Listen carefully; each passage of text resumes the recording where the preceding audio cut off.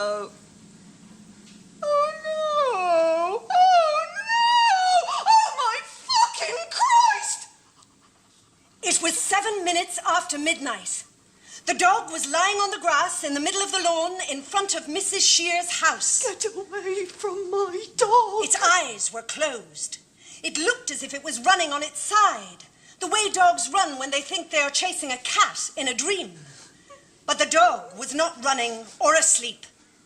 The dog was dead. Get away from my dog! There was a garden fork sticking out of the dog. The dog was called Wellington. It belonged to Mrs. Shears, who was our friend. She lived on the opposite side of the road, 2 houses to the left. Get away from my dog! My name is Christopher John Francis Boone. I know all the countries of the world and their capital cities, and every prime number up to 7,507. Get away from my dog, for Christ's sake! After 12.5 minutes, a policeman arrived. He had a big orange leaf stuck to the bottom of his shoe, which was poking out from one side. This is good, Christopher. It's quite exciting. I like the details. They make it more realistic. He squatted down next to me. He said to me, "Would you like to tell me what's going on here, young man?"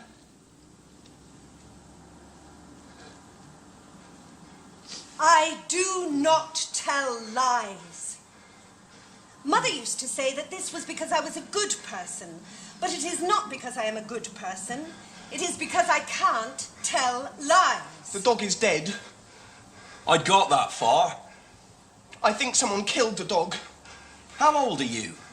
I'm 15 years and 3 months and 2 days. And what precisely are you doing in the garden? I'm talking to you. Why were you in the garden in the first place? I was holding the dog. And why were you holding the dog? Why were you holding the dog? I like dogs. Did you kill the dog? I did not kill the dog. Is this your fork? No. You seem very upset about this. I'm going to ask you once again. Terrific! Young man, I'm going to ask you to stop making that noise and to stand up, please. Calmly and quietly. Marvellous. Great. Just flipping.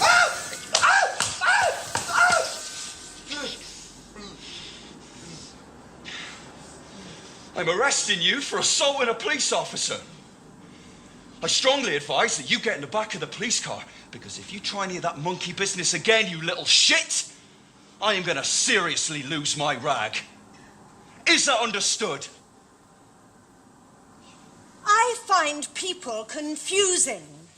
This is for 2 main reasons. The first main reason is that people do a lot of talking without using any words. Siobhan says that if you raise one eyebrow, it can mean lots of different things. It can mean, I want to do sex with you. I never said that. Yes, you did. I didn't use those words, Christopher. Yes, you did. On September 12th last year at first break. And it can also mean, I think what you just said was very stupid. Could you take your laces out of your shoes, please, Christopher?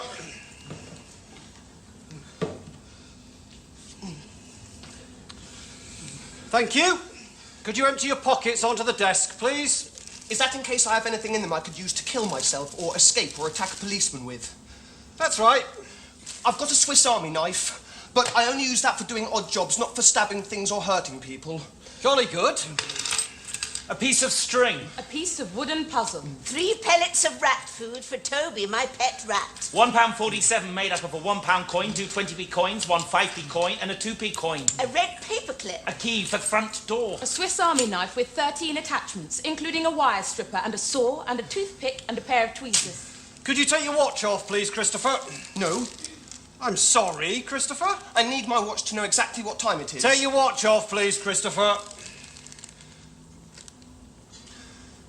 Christopher, please will you take your watch off?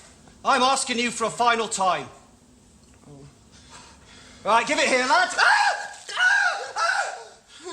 It's all right, son. You keep it. You have any family, Christopher? Yes, I do. And who is your family? Father and mother, but mother is dead. Also Uncle Terry, who is in Sunderland. He is my father's brother. And my grandparents too, but 3 of them are dead. And Grandma Burton lives in a home because she has senile dementia and thinks I'm someone on television. Right. Lovely.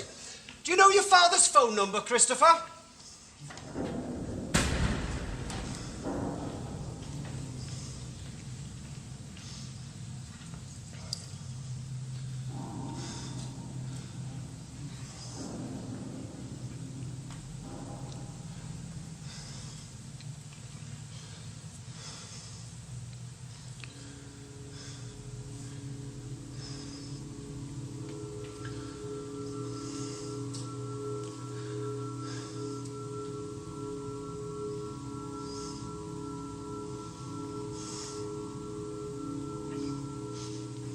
I could see the Milky Way as we drove towards the town centre.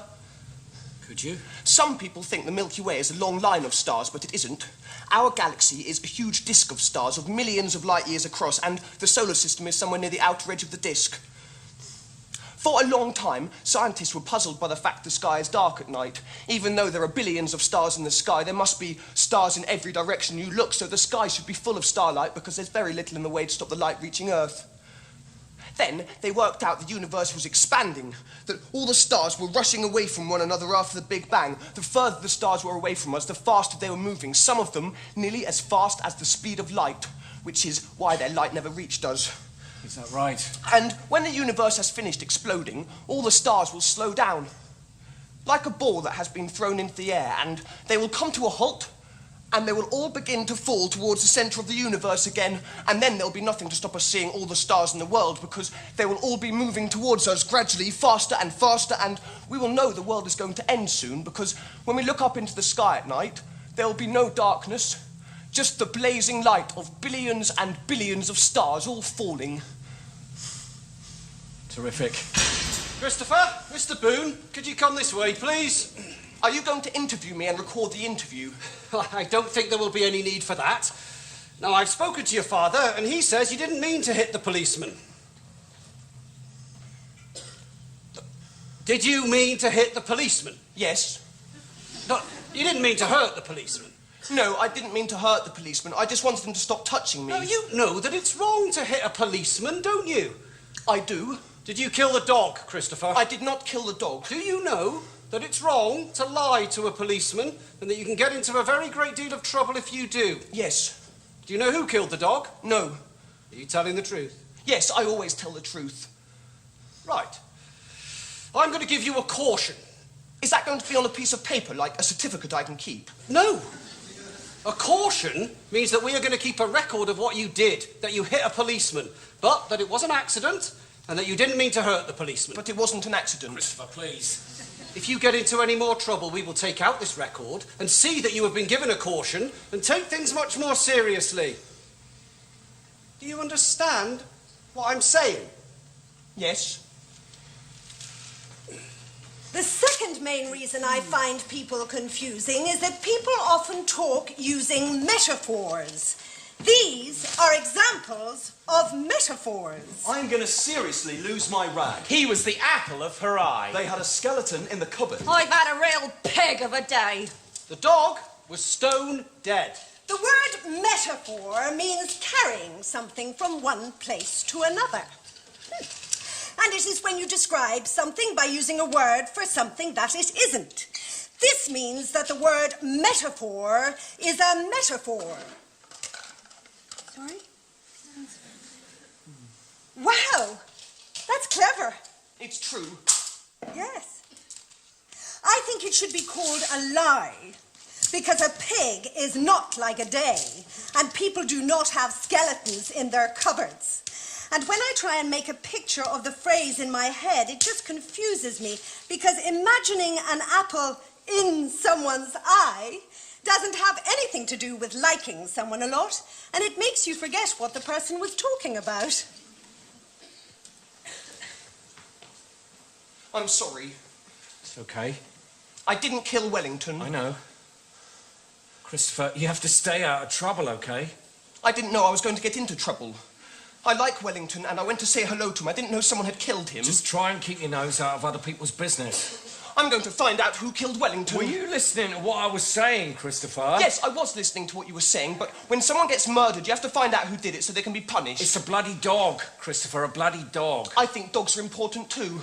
I think some dogs are cleverer than some people. Steve, for example, who comes to school on a Thursday and needs help eating his food, he probably couldn't even fetch a stick. Leave it. I wonder if the police will find out who did it and punish the person. I said leave it, for God's sake. Are you sad about Wellington? Yes, Christopher, you could say that. You could very well say that. Mother died 2 years ago. I came home from school one day and no one answered the door. So I went and found the secret key that we keep under a flower pot outside the kitchen window. I let myself into the house and wiped my feet on the mat. I put my keys in the bowl on the table, and I took my coat off and hung it by the side of the fridge so it would be ready for school the next day. I gave 3 pellets of rat food to Toby, who is my pet rat, and I made myself a raspberry milkshake and heated it in the microwave. Then I went up to my bedroom and switched on my bedroom light and played 6 games of Tetris and got to level 38, which is my 4th best ever score. An hour later, Father came home from work. Christopher, have you seen your mum? No. He went downstairs and started making some phone calls. I did not hear what he said. Then he came up to my room and said he had to go out for a while and he wasn't sure how long he would be. He said that if I needed anything, I should call him on his mobile phone. He was away for 2.5 hours. When he came back, I went downstairs.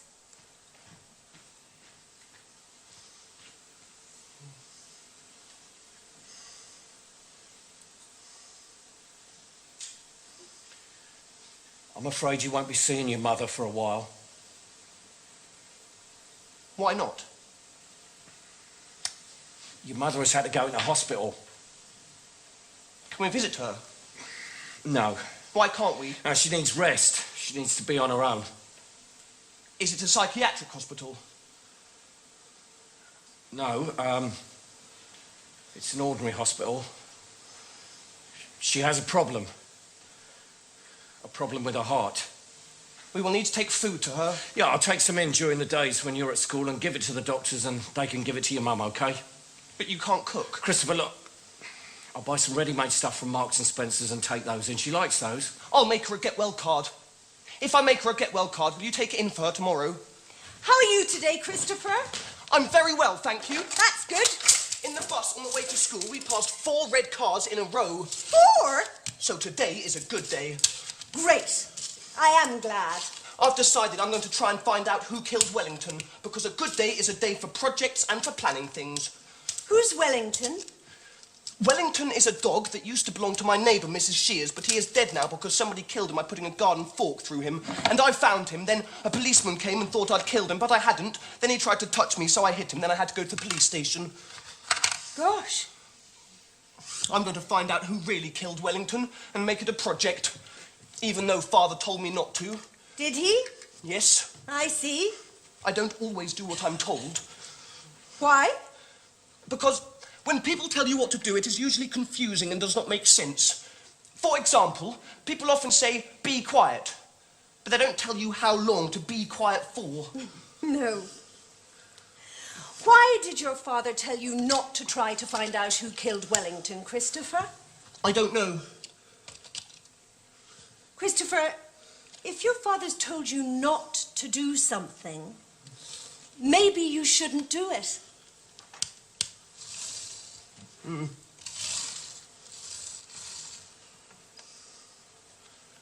Well, we're meant to be writing stories today, so why don't you write about what happened to Wellington last night? OK, I will. I can help you. Will you help me with the spelling and the grammar and the footnotes? Christopher.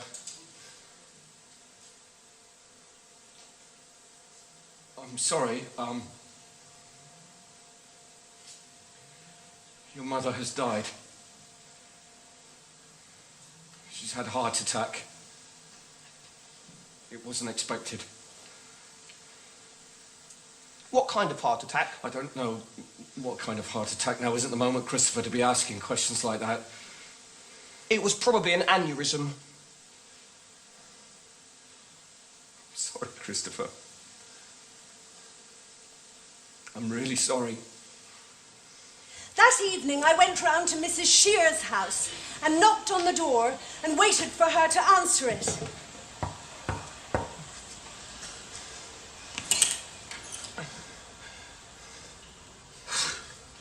What are you doing here? I wanted to come and tell you that I didn't kill Wellington, and also I want to find out who killed him. Christopher, I really don't think I want to see you right now. Do you know who killed Wellington? Can you go now, Christopher? I wanted to see if the fork was in the If shed. you don't go now, I will call the police again. Reverend Peters, where is heaven? I'm sorry, Christopher. In our universe, whereabouts is it exactly? Well, it isn't actually in our universe. It's another kind of place altogether. There isn't anything outside our universe, Reverend Peters. There isn't another kind of place altogether.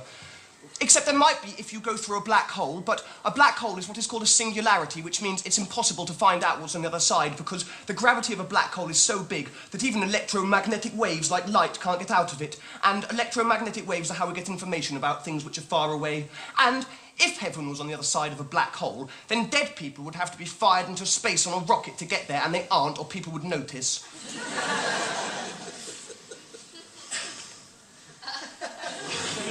Well, when I say that heaven is outside our universe, it's just a manner of speaking. I suppose what it really means is that they are with God. But where is God? Christopher, we should talk about this on another day when I have more time. The next day was Saturday, and there is not much to do on a Saturday unless Father takes me out somewhere on an outing to the boating lake or to the garden centre. But on this Saturday, England were playing Romania at football, which meant we weren't going to go on an outing because Father wanted to watch the match on the television. So I made a decision. I decided to do some more detection. I decided to go out on my own.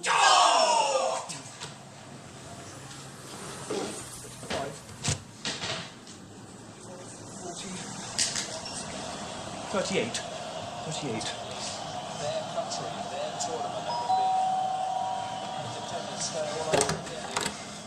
Can I help you? Do you know who killed Wellington? Who are you? I'm Christopher Boone from number 36, and I know you. You're Mr. Thompson. I'm Mr. Thompson's brother. Do you know who killed Wellington? Who the fuck is Wellington? Mrs. Shear's dog. Mrs. Shear's is from number 39. Someone killed her dog? With a fork. Jesus Christ! A garden fork.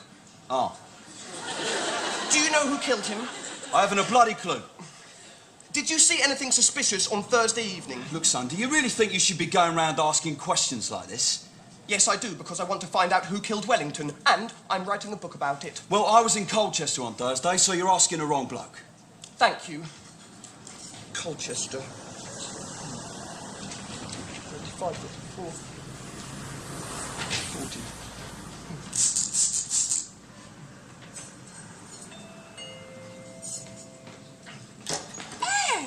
It's Christopher, isn't it? Yes, it is. Do you know who killed Wellington?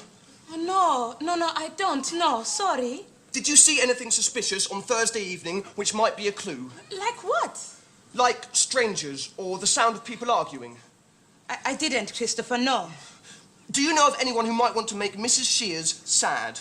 Perhaps you should be talking with your father about this, Christopher. I can't talk to my father about it because he told me to stay out of other people's business. Well, maybe he has a point. So you don't know anything that might be a clue? No. You be careful, young man. I will be. Thank you for helping me with my questions. 35, 44.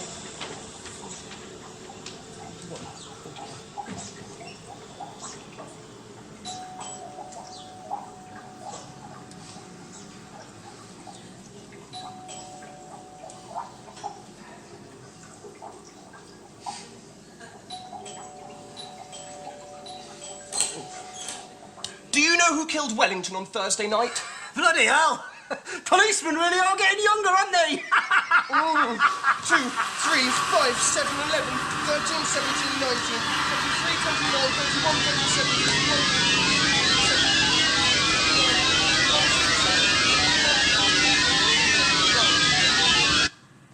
Do you know anything about Wellington getting killed?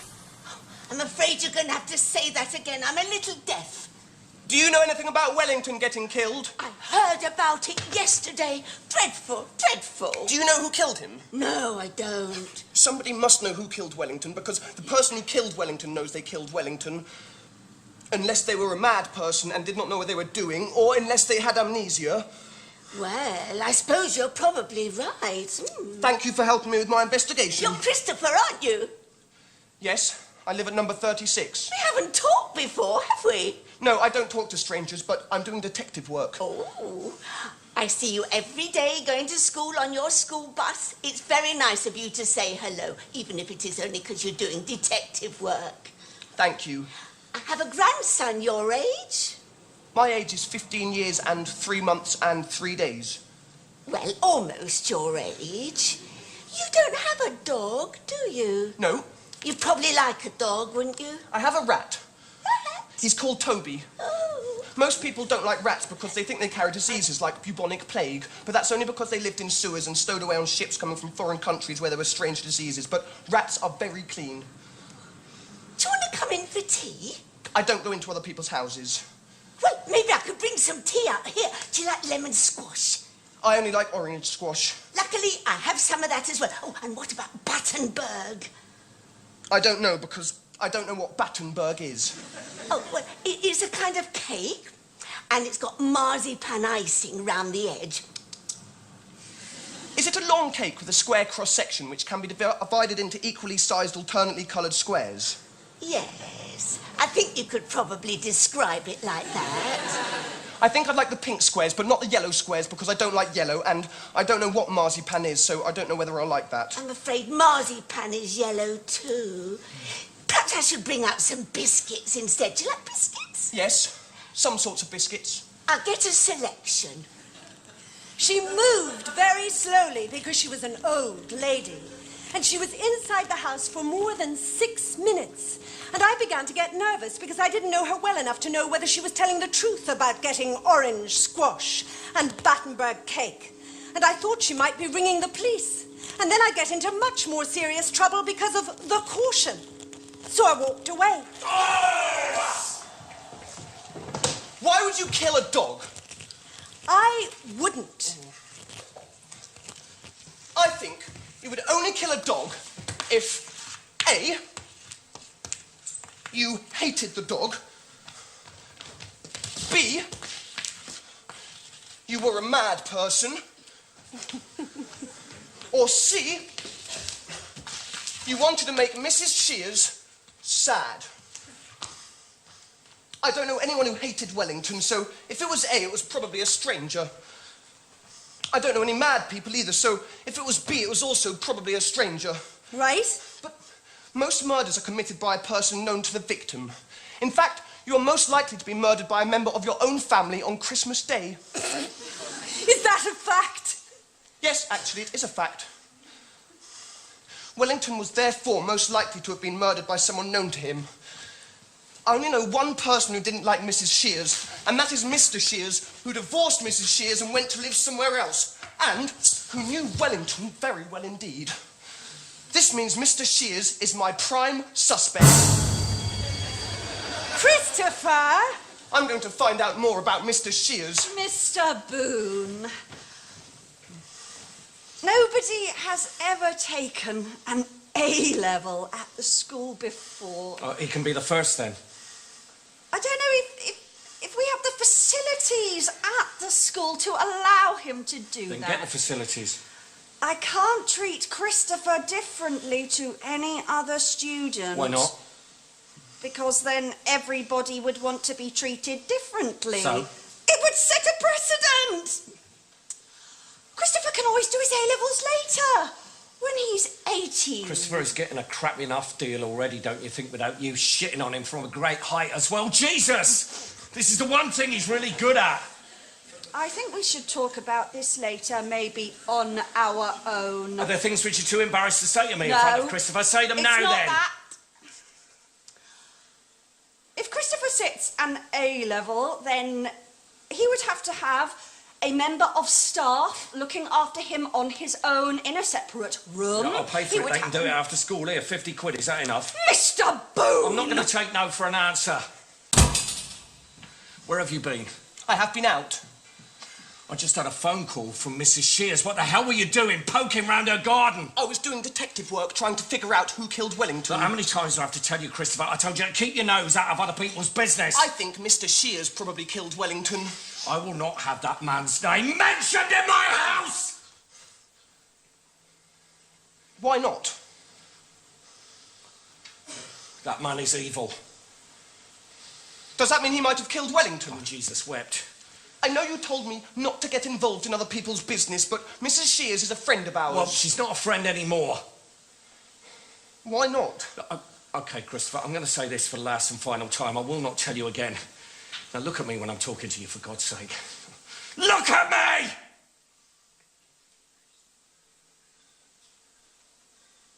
You are not to go asking Mrs. Shears who killed that bloody dog. You're not to go asking anybody who killed that bloody dog. You're not to go trespassing on other people's gardens.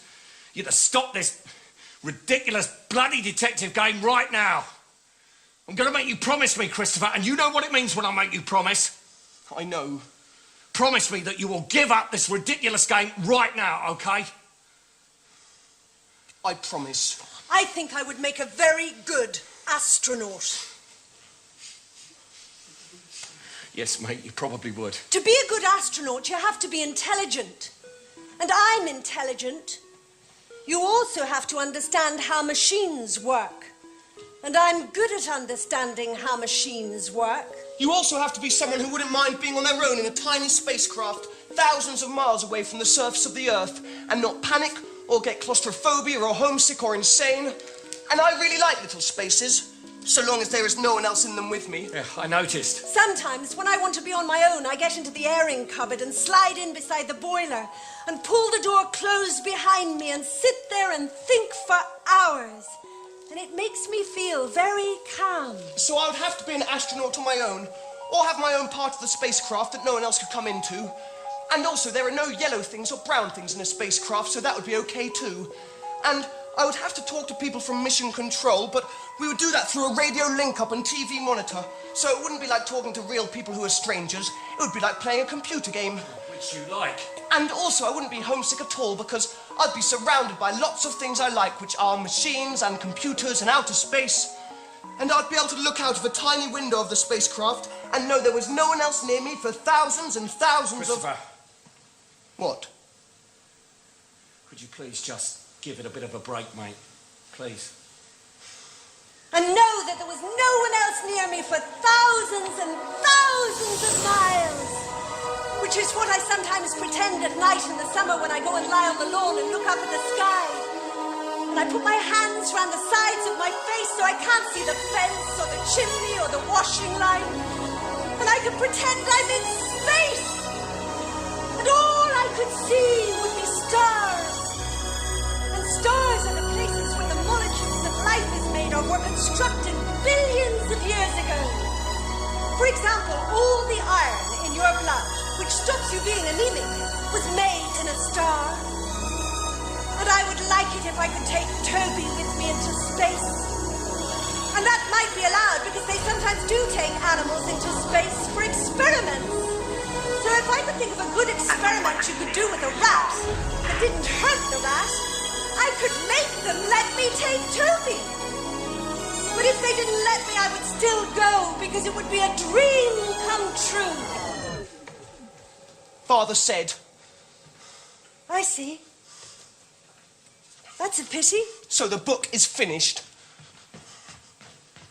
Well, Christopher, if your father said he wanted you to stop, then I think he probably has a good reason, and I think you should stop. But you can still be very proud, because what you've written so far is just... well, it's great. It's very short. Well, some very good books are very short. Like what? Like Heart of Darkness.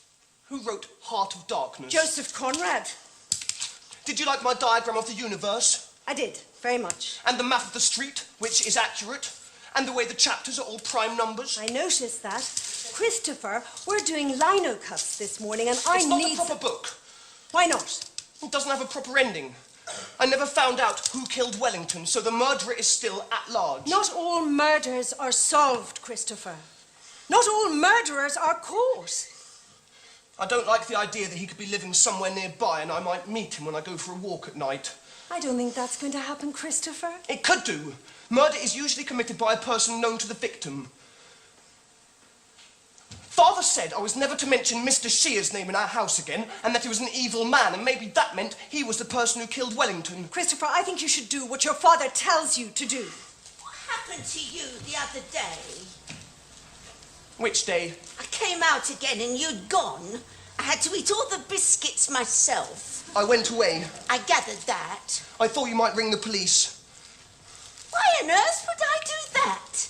Because I was poking my nose into other people's business, and Father said I shouldn't investigate who killed Wellington, and I got a caution for hitting a policeman, and if I get into trouble again, it will be a lot worse because of the caution. You're very shy, aren't you, Christopher?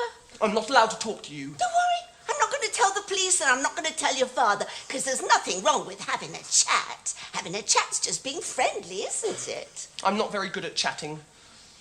Do you like computers? Yes, I like computers. I have a computer at home in my bedroom. I know. I can see you sitting at your computer in your bedroom sometimes when I look across the street. And I like maths, and also I like looking after Toby, and I like outer space, and I like being on my own. I bet you're very good at maths, aren't you? I am. I'm going to take A-level maths next month, and I'm going to get an A star. Really? A-level maths? Yes, I don't tell lies. Oh, I apologise. Oh, I didn't mean to suggest that you were lying. I just wondered if I'd heard you correctly. I'm a little deaf sometimes. I remember you told me. I'm the first person to do an A-level from my school because it is a special school. All the other children at my school are stupid. Except I'm not meant to call them that, even though that is what they are. Well, I'm very impressed, and I hope you do get an A star. I will. Oh, and the other thing I know about you is your favourite colour is not yellow. No, and it's not brown either. My favourite colour is red and metal colour. Do you know Mr. Shears? No. Well, I knew him well enough to say hello, but I didn't know much about him. I think he worked in the National Westminster in town. But Father said he was an evil man. Do you know why he said that? perhaps it's best not to talk about these things, Christopher. Why not? Well, maybe your father's right. You shouldn't go around asking questions about this. Why? Well, because obviously he's going to find it quite upsetting. Why is he going to find it quite upsetting? I think you know why your father doesn't like Mr. Shears very much.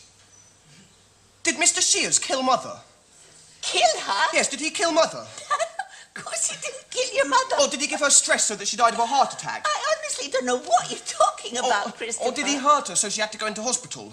Did she have to go into hospital? Yes, and it wasn't very serious at first, but she had a heart attack when she was in hospital. Oh, my goodness. And she died. Oh, my goodness. Oh, Christopher, I'm so sorry. I never realised. Why did you say, I think you know why your father doesn't like Mr. Shears very much? Oh, dear. Oh, so you don't know? Don't know what? Look, Christopher, maybe we should take a little walk in the park together. This is not the place to be talking about this kind of thing. Oh, I'm going to say something to you, and you must promise not to tell your father that I told you this. Why? I shouldn't have said what I said. And if I don't explain, you're going to carry on wondering what I meant, and you might ask your father, and I don't want you to do that because I don't want you to upset him. So you must promise not to tell anyone what I'm about to say to you. Why? Christopher, please, just trust me. I promise. Your mother, before she died, was very good friends with Mr. Shears. I know. No, Christopher, I'm not sure that you do know. I mean that they were very good friends. Very, very good friends. Do you mean they were doing sex? Yes, Christopher, that is what I mean. I'm sorry, Christopher. I really didn't mean to say anything that was going to upset you. Is that why Mr. Shears divorced Mrs. Shears? Because he was doing sex with someone else when he was still married to Mrs. Shears. Yes, I expect so.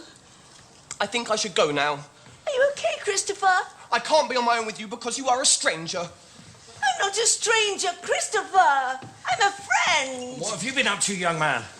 I went to the shop to get some licorice laces and a Milky Bar. Yeah, you were a long time. I chatted to Mrs. Alexander's dog outside the shop and I stroked him and he sniffed my trousers. God, you do get the 3rd degree, don't you? How are you doing, Captain? I'm doing very well, thank you, Rodri. What's 251 times 864? 216,864. Is that right?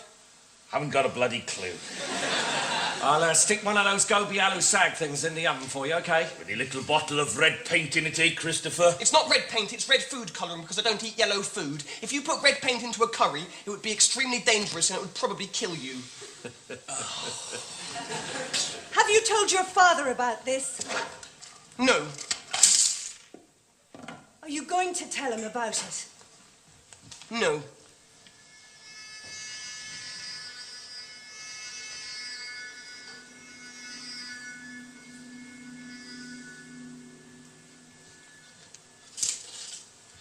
Did it make you sad to find this out? Find what out?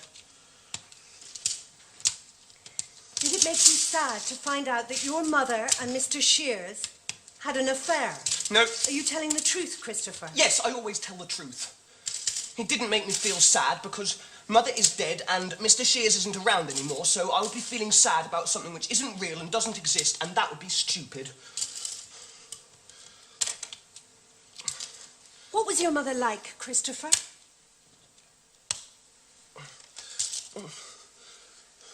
Do you remember much about her?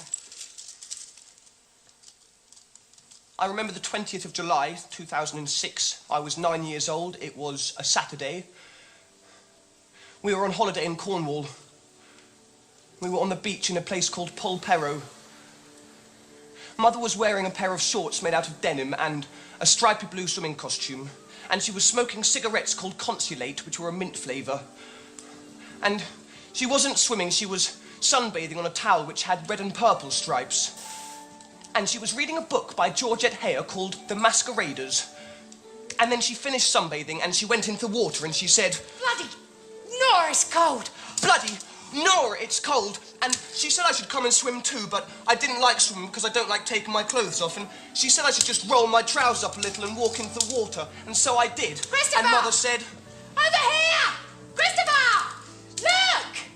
It's lovely! and she jumped backwards and disappeared under the water. And I thought a shark had eaten her and I screamed.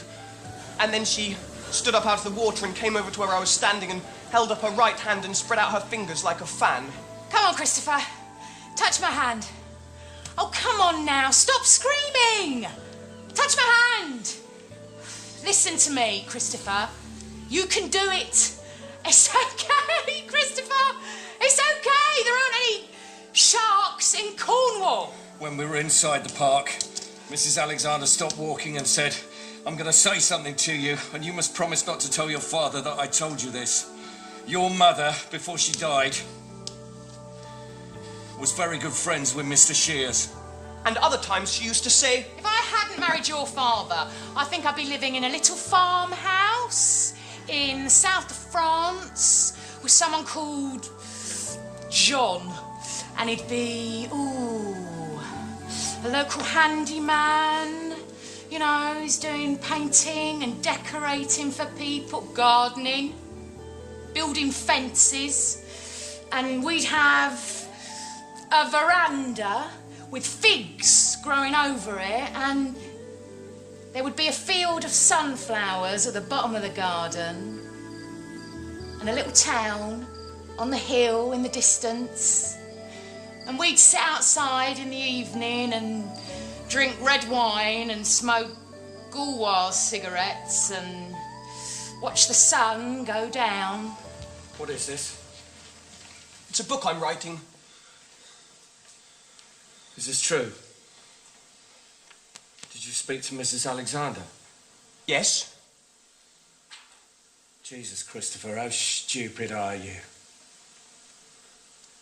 What the fuck did I tell you, Christopher? Not to mention Mr. Shears' name in our house, and not to go asking Mrs. Shears or anyone about who killed that bloody dog, and not to go trespassing on other people's gardens, and to stop this bloody ridiculous detective game, except I haven't done any of those things. I just asked Mrs. Alexander about Mr. Shears because I was... bollocks, you little shit! You knew exactly what you were bloody doing. I've read the book, remember? What else did I say, Christopher? I don't know. Well, come on! Your memory, man! Not to go round sticking your fucking nose into other people's business! And what do? You go round sticking your nose into other people's business. You go round raking up the past, sharing it with every Tom, Dick and Harry you bump into. What am I going to do with you, Christopher? What the fuck am I going to do with you? I was just chatting with Mrs. Alexander. I wasn't doing investigating. I asked you to do one thing for me, Christopher. One thing! I didn't want to talk to Mrs. Alexander. It was Mrs. Alexander.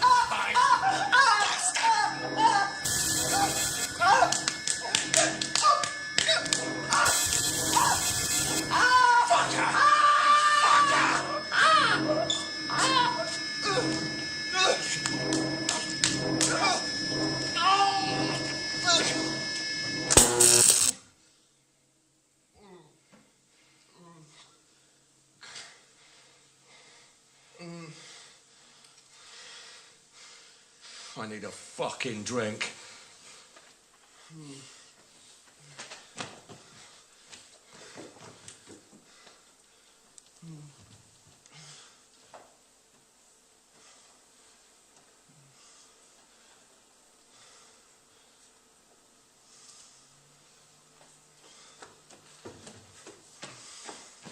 Oh, sorry, I hit you.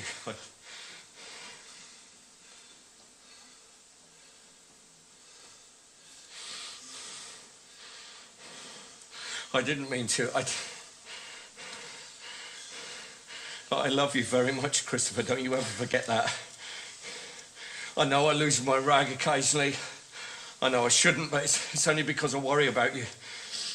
Because I don't want to see you getting into trouble, because I don't want you to get hurt. Do you understand that? Where's my book?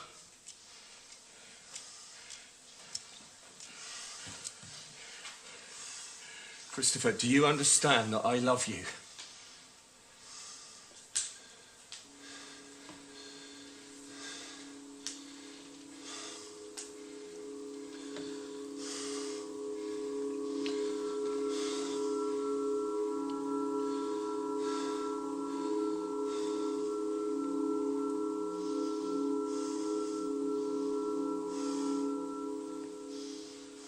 Is it in the dustbin at the front of the house? Christopher, why have you got a bruise on the side of your face? Father was angry. He grabbed me, so I hit him, then we had a fight. Did he hit you? I don't know. I got very cross. It made my memory go strange. Did he hit you because he was angry? He didn't hit me. He grabbed me, but he was angry. Did he grab you hard? Yes. Christopher, are you frightened of going home? No, because I need to find my book. Do you want to talk about it anymore? No, because grabbing is okay if it is on your arm or your shoulder when you are angry, but you can't grab someone's hair or their face. But hitting is not allowed, unless you were already in a fight with someone, then it is not so bad. When I got home from school, Father was still at work. So I went outside and looked inside the dustbin, but the book wasn't there.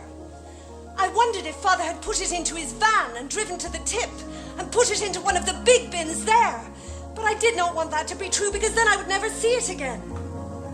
One other possibility was that Father had hidden my book somewhere in the house. So I decided to do some detecting and see if I could find it. I started by looking in the kitchen. Then I detected in the utility room. Then I detected in the dining room. Then I detected in the living room, where I found the missing wheel for my Airfix Messerschmitt BF 109 G6 model under the sofa.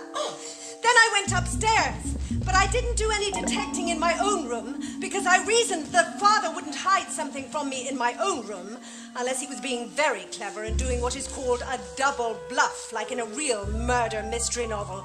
So I decided to look in my own room, only if I couldn't find the book anywhere else. I detected in the bathroom, but the only place to look was in the airing cupboard, and there was nothing in there. which meant that the only room left to detect in was Father's bedroom.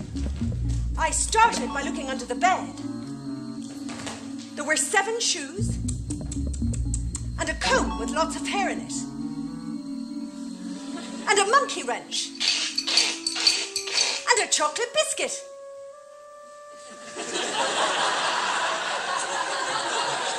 And a magazine called Men Only. And a dead bee. And a Homer Simpson pattern tie. And a wooden spoon. But not my book. Then I looked in the drawers either side of the dressing table, but these only contained aspirin and nail clippers and batteries and dental floss and tissues and a spare false tooth and a tampon. Oh. But my book wasn't there either. Then I looked in his clothes cupboard. In the bottom of the cupboard was a large plastic toolbox which had lots of tools for doing it yourself. But I could see these without opening the box because it was made of transparent grey plastic. Then I saw that there was another box underneath the toolbox. The other box was an old cardboard box that is called a shirt box because people used to buy shirts in them. And when I opened the shirt box, I saw that my book was inside. Then I heard his van pulling up outside the house, and I knew I had to think fast and be clever. I heard Father shutting the door of the van. And that was when I saw the envelope. It was an envelope addressed to me, and it was lying under my book in the shirt box with some other envelopes. I picked it up. It had never been opened. It said, Christopher Boone, 36, Randolph Street, Swindon, Wiltshire. Then I noticed there were lots of envelopes, and they were all addressed to me, and this was interesting and confusing. And then I noticed how the words Christopher and Swindon were written. They were written like this. Christopher. Swindon. I only know 3 people who do little circles instead of dots over the letter I. One of them is Siobhan, and one of them was Mr. Loxley, who used to teach at the school. And one of them was Mother. Christopher? Hello? So what you been up to, young man? Today we did life skills with Siobhan, which was using money and public transport, and I had tomato soup for lunch and 3 apples, and I practiced some maths in the afternoon, and then we went for a walk in the park with Mrs. Peters and collected leaves for making collages. Excellent, excellent. So, what do you fancy for chow tonight? Baked beans and broccoli. Yeah, I think that could be very easily arranged. Just going to put those shelves up in the living room, if that's all right with you. I'll make a bit of a racket, I'm afraid, so if you want to watch the television, we're going to have to shift it upstairs. I'll go and be on my own in my room. Uh-huh, good man. I went to my room. When I was in the room, I shut the door. I took out the envelope. I opened the envelope. Inside was a letter. And this was what was written in the letter. 451C, Chapter Road, Willesden, London, NW2 5NG. 0208 887 8907. Dear Christopher, I'm sorry it's been such a very long time since I wrote my last letter to you. I've been very busy. I've got a new job working as a secretary for a factory that makes things out of steel. You'd like it a lot. The factory is full of huge machines that make the steel and cut it and bend it into whatever shapes they need. Also, we've moved into a new flat at last, as you can see from the address. It's not as nice as the old one, and well, I don't like Willesden very much, but it's easier for Roger to get to work. And he's bought it. He only rented the other one, so we can get our own furniture and paint the walls the colour we want to. Have you got the present I sent you? Have you solved it yet? Roger and I saw it in a shop in Camden Market, and I know you've always liked puzzles. Roger tried to get the 2 pieces apart before we wrapped it up, and he couldn't do it. And he said that if you managed it, you were a genius. You haven't written to me yet, so I know that you are probably still angry with me. I'm sorry, Christopher. But I still love you. I hope you don't stay angry with me forever, and I'd love it if you were able to write me a letter. But remember to send it to the new address. I think about you all the time. Lots of love. Your mum. I was really confused. Mother had never worked as a secretary for a factory that made things out of steel. And Mother had never lived in London. And Mother had never written me a letter before. There was no date on the letter, so I couldn't work out when Mother had written the letter. And then I looked at the front of the envelope and I saw there was a postmark and there was a date on the postmark, which meant the letter had been posted on the 16th of October, 2011. Which was 18 months after Mother had died. What are you doing? I'm reading a letter. I finished the drilling. Hey, that David Attenborough nature program's on the telly, if you're interested. Okay. Good stuff.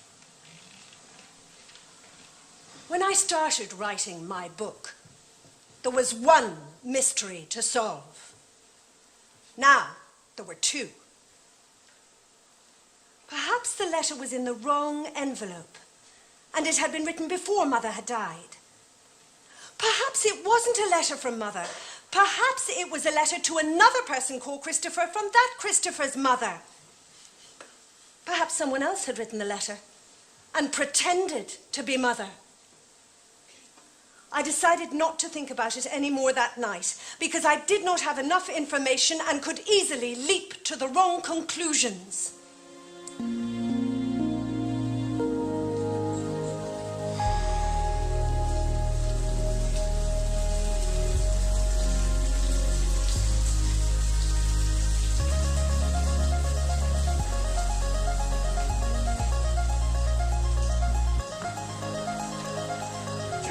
Oh, you're so kid. Yes.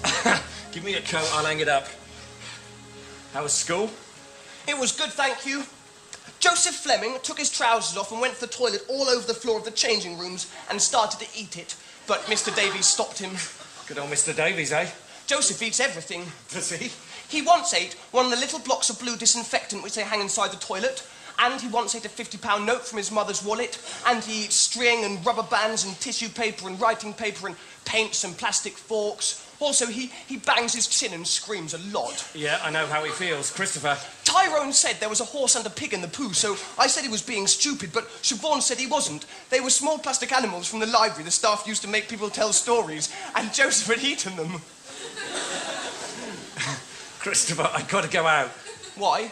No, I just had a call. There's a lady. Her cellar has flooded. I've got to go out and fix it. Is it an emergency? Yes, mate. Why can't Rodri go? No, he's already out on a call. So there are two emergencies? That's right, mate. It is raining heavily. It is. The rain looks like white sparks. Christopher, if I go out, will you be okay? Yes, I will, because there's no one about, because everyone's staying indoors. Good. Good lad. I like looking at the rain. Terrific. I like it because it makes me think how all the water in the world is connected. Does it? This water, this rain, has evaporated, actually, from somewhere like maybe the Gulf of Mexico, maybe, or Baffin Bay, and now it is falling in front of the house, and then it will drain into the gutter, and then it will flow to a sewage station where it will be cleaned, and then it will go into a river, and then it will go back into the ocean again.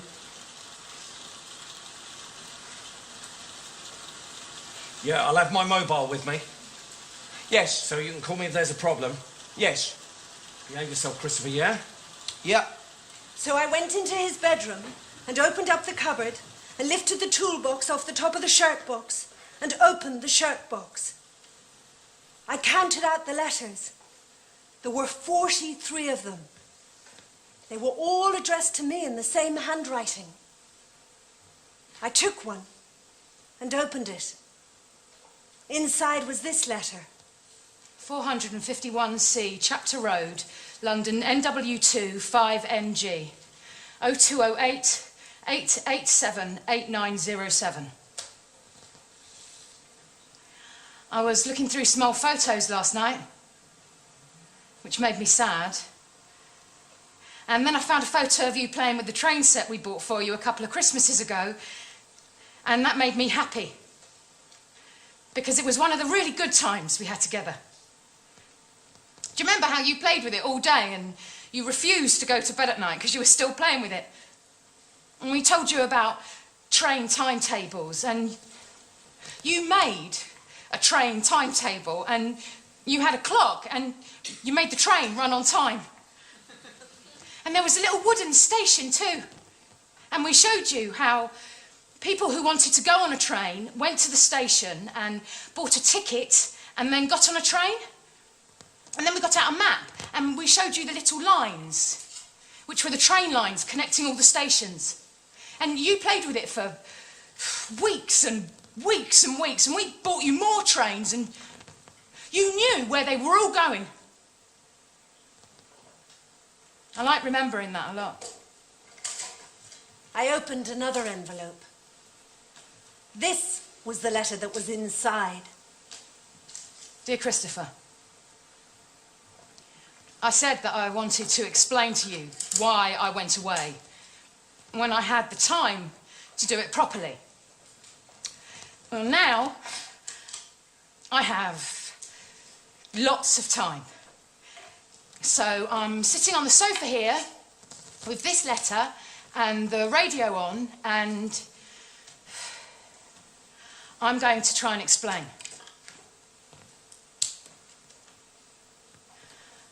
I was not a very good mother, Christopher. Maybe if things had been different, maybe if you'd been different, I might have been better at it. But that's just the way things turned out. I'm not like your father. Your father is a much more patient person. He just gets on with things, and if things upset him, he doesn't let it show. But that's not the way I am. And there's nothing I can do to change that. Do you remember once when we were shopping in town together and we went into Bentall's and it was really crowded and we had to get a Christmas present for Grandma? And you were frightened because of all the people in the shop. It was the middle of Christmas shopping when everyone was in town, and I was talking to Mr. Land, who works on the kitchen floor and went to school with me, and you crouched down on the floor and you put your hands over your ears, and you were in the way of everyone, so I got cross.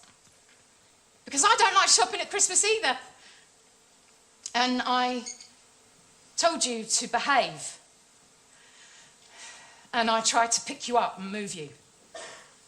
But you shouted and you knocked those mixers off the shelf, and there was a big crash, and everyone turned round to see what was going on. And Mr. Land was really nice about it, but there were boxes and there's bits of string and bits of broken bowl on the floor, and everyone was staring, and I saw that you had wet yourself, and I was so cross.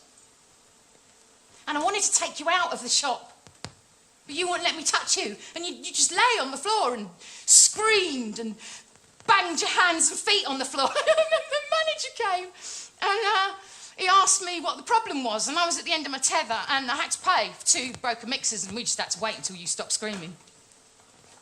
And then I had to walk you all the way home, which took hours because I knew you wouldn't go on the bus again. And I remember that night I just cried and cried and cried. And your father was really nice about it at first. And he made you supper and he put you to bed and he said, oh, these things happen and it would be okay. But I said I couldn't take it anymore. And eventually he got really cross. And he told me I was being stupid and I should pull myself together. And I hit him, which was wrong, but I was so upset. We had a lot of arguments like that. Because I often thought I couldn't take it anymore. And your father is really patient, but I'm not. I get cross even though I don't mean to. And by the end, we'd stop talking to each other very much because we knew it would always end up in an argument.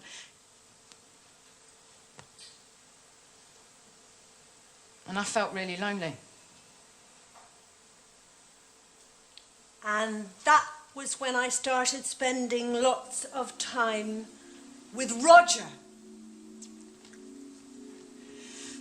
And that was when I started spending lots of time with Roger. And I know you might not understand any of this, but I wanted to try to explain so that you knew. We had a lot in common. And then we realised that we were in love with one another. I couldn't leave you, and he was sad about that, but he understood that you were really important to me. And you started to shout, and I got cross, and I threw the food across the room, which I know I shouldn't have done. You grabbed the chopping board and you threw it, and it hit my foot and broke my toes. And afterwards at home, your father and I had a huge argument. And I couldn't walk properly for a month. Do you remember? And your father had to look after you. And I remember looking at the two of you and seeing you together and thinking how you were really different with him. Much calmer. And it made me so sad. Because it was like you didn't need me at all. And I think then I realised that you and your father were probably better off if I wasn't living in the house. And Roger asked me if I wanted to come with him. And it broke my heart, but eventually I decided it would be better for all of us if I went. And so I said yes. And I meant to say goodbye. When I rang your father, he said I couldn't... He was really angry. He said I couldn't... He said I couldn't talk to you. And I didn't know what to do. He said I was being selfish and that I was never to set foot inside the house again. And so I haven't. I wonder if you can understand any of this.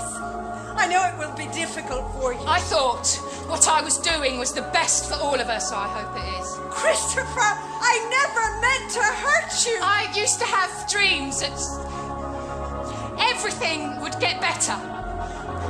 Do you remember you used to say that you wanted to be an astronaut? Well, I used to have dreams where you were an astronaut and you were on television, and I thought, that's my son. I wonder what it is that you want to be now. Has it changed? Are you still doing maths? Oh, I hope you are. Loads and loads of love. Mother.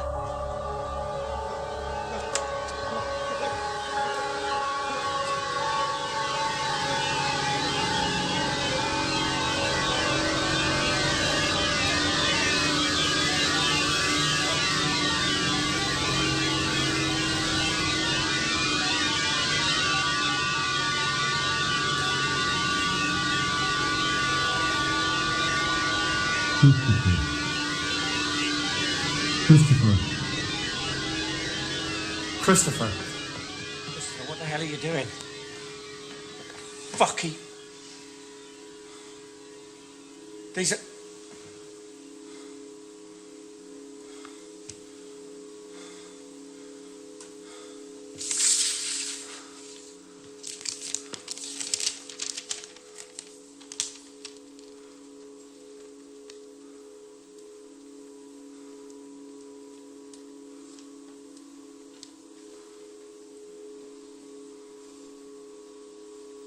Shit.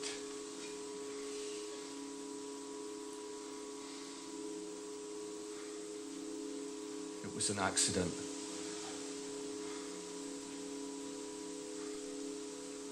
Well, I don't know what to say.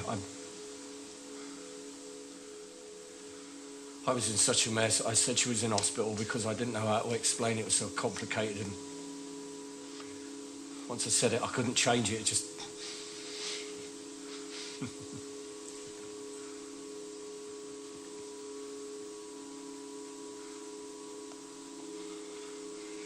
got out of control.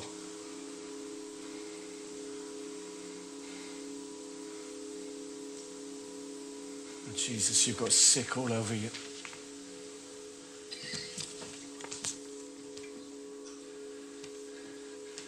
Christopher, we have to get you cleaned up, okay? Right, let's sit you up, get your clothes off and get you into bed now. I'm gonna have to touch you, but it's gonna be all right.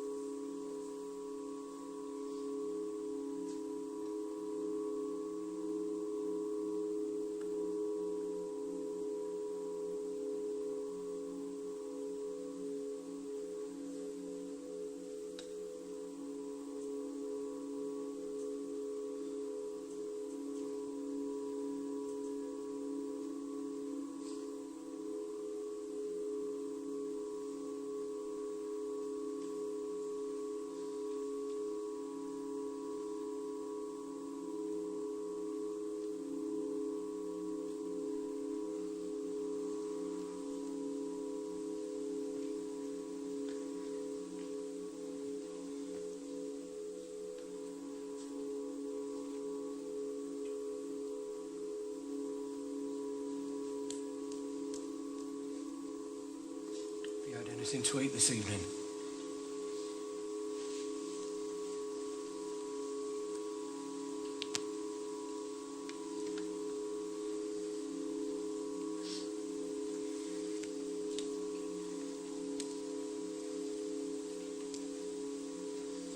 Christopher, can I get you anything to eat?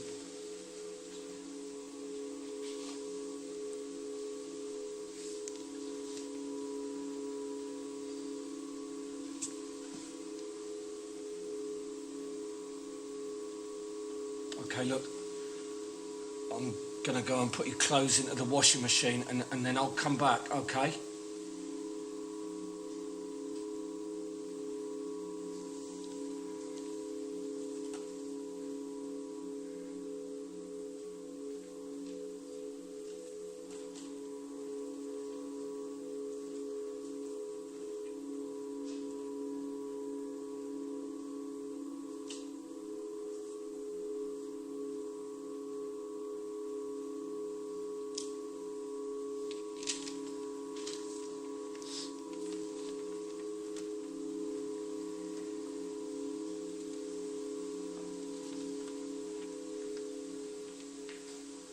How you feeling, huh?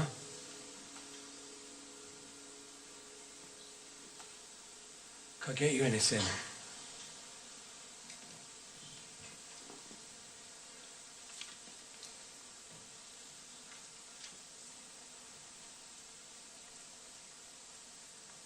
Look, maybe I shouldn't say this, but I want you to know that you can trust me. You have to know that I'm going to tell you the truth from now on about everything, because if you don't tell the truth now, then later on it just hurts even more. So I killed Wellington, Christopher. Now just let me explain. When your mum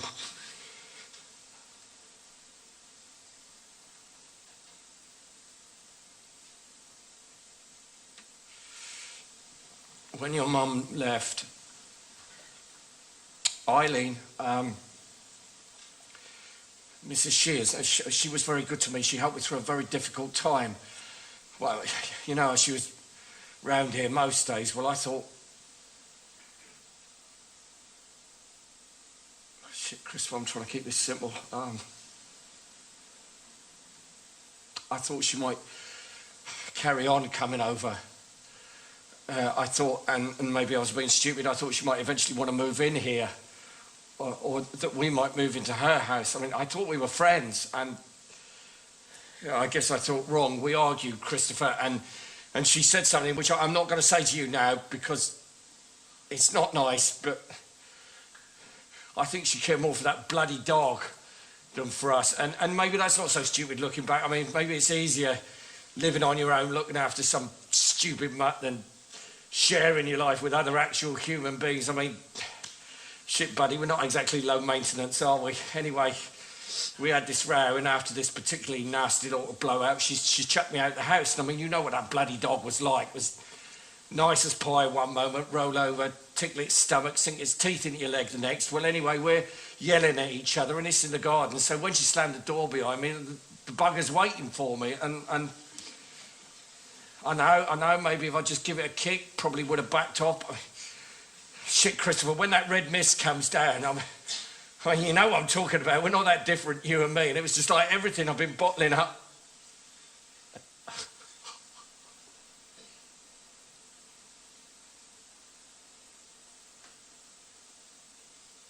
It's like 2 years.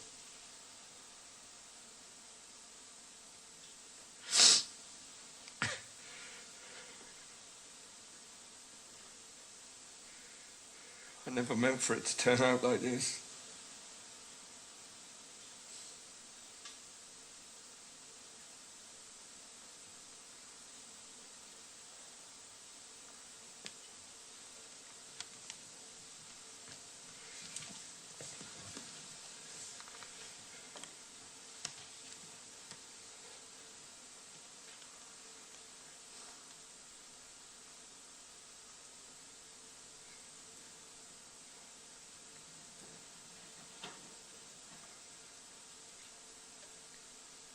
Christopher, I'm sorry. Let's leave it for tonight, okay? I'm going to go downstairs and you get some sleep and we'll talk about it in the morning.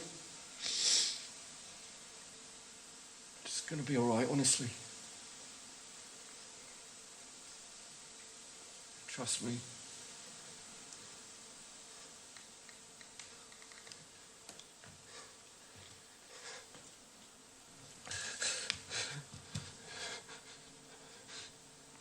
Two, 4, 8, 16, 32, 64, 128, 256, 512, 1024, 2048, 4096, 8192, 16,384, 32,768, 32,768. Father had murdered Wellington. 32,768. That meant he could murder me. I had to get out of the house. I made a decision. I did this by thinking of all the things I could do and deciding whether they were the right decision or not. Stay home. I decided I couldn't stay home anymore. Christopher, please. I can't live in a house with you anymore because it is dangerous. I can't live with you because you can't look after me when school's closed. Well, I could try No, because you're a teacher. Yes. Not a member of my family. Go and live with your Uncle Terry. You live in Sunderland. I don't know how to get to Sunderland. Get a train. Get the train from Swindon. Also, you smoke cigarettes and you stroke my hair. You're not a friend either. I think I am a friend. No, and you're not a member of my family. I do have a dog. Yes, but I can't stay overnight in your house or use your toilet because you've used it and you are a stranger. Not really a stranger, Christopher. Yes! 451C, Chapter Road, London, NW2, 5NG. 451C, Chapter Road, London, NW2, 5NG. 451C, Chapter Road, London, NW2, 5NG.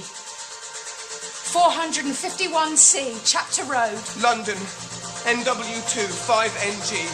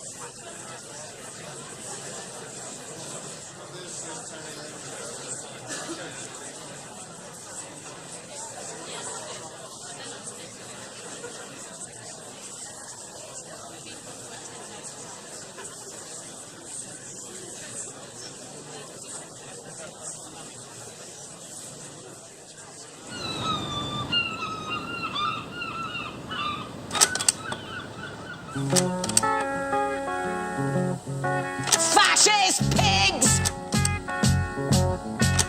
Imagine me and you, I do. I know there haven't been very many moments like this, and that's... Only right. Well, obviously that's my fault. The girl you love.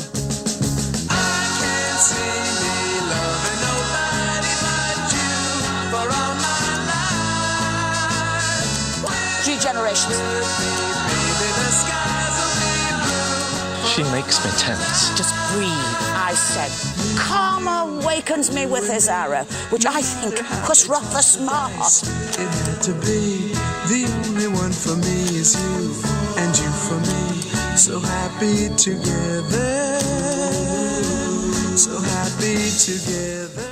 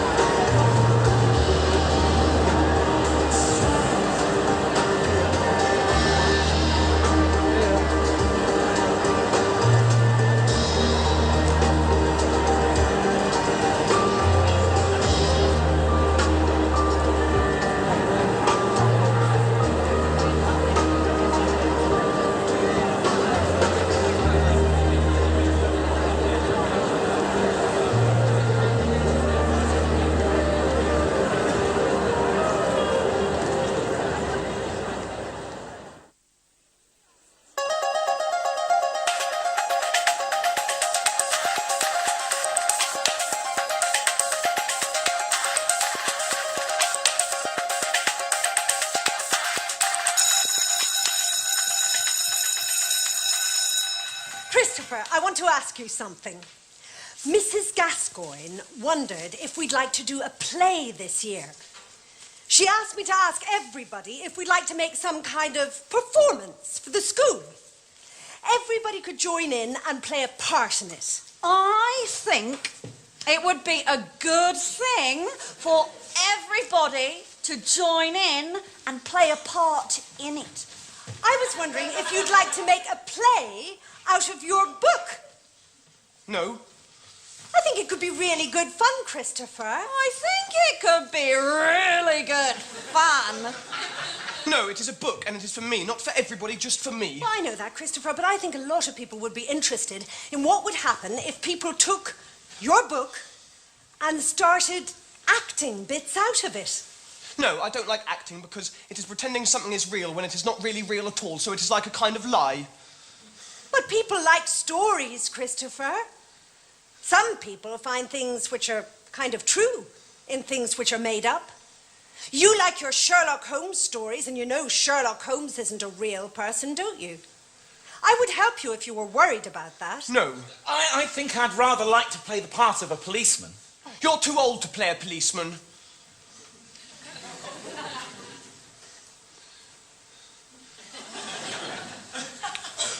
Christopher! Christopher! Christopher! Christopher! Christopher, what happened? has this happened to you? Will you look after Toby for me? Who's Toby? Toby's my pet rat. Oh, yes, I remember now. You told me. He eats special pellets, and you can buy them from a pet shop, and also he needs new water in his bottle every day, too. Why do you need somebody to look after Toby, Christopher? I'm going to London. Well, how long are you going for? Until I go to university. Right. So are you and your father moving house? No. So why are you going to London? I'm going to live with Mother. I thought you told me your mother was dead. I thought she was dead, but she was still alive, and Father lied to me, and also he killed Wellington, so that means he could kill me. Is your mother here? No, Mother is in London. She lives at 451C, Chapter Road, London, NW2 5NG. So are you going to London on your own? I think I am going to do that, yes. Look, Christopher, why don't you come inside and sit down and we can talk about this? No, I can't come inside. Will you look after Toby for me? I really don't think that's a good idea, Christopher. Where's your father at the moment, Christopher? I don't know. Well, maybe we should try and give him a ring and see if we can get in touch with him. I'm sure he's very worried about you, and I'm sure there's been some dreadful misunderstanding.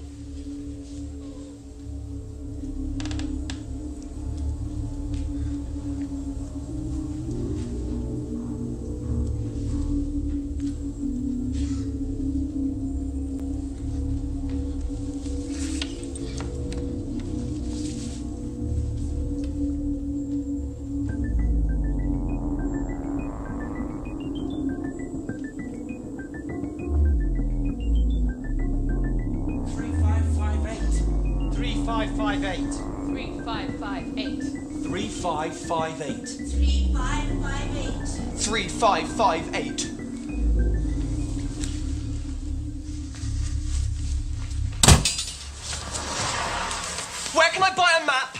Pardon? Where can I buy a map? A map of where? A map of here. Why, I don't know. Look, where do you want to get to? I want to get to the train station. Oh, well, now, you don't need a map to get to the train station. Yes, I do. But you can see it from here. No, I can't.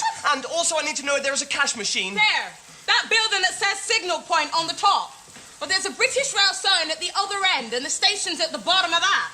Do you mean the stripy building with the horizontal windows you can see poking out over those houses? That's the one. How do I get to that building? Oh, Gordon Bennett.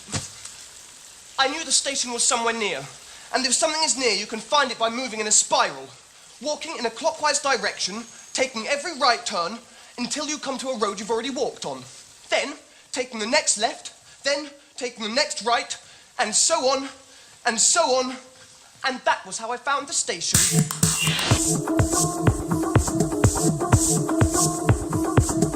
Customers seeking access to the car park, please use assistance phone opposite right of the ticket Warning, office. CCTV in operation. Great Western. Cold beers and log. Caution.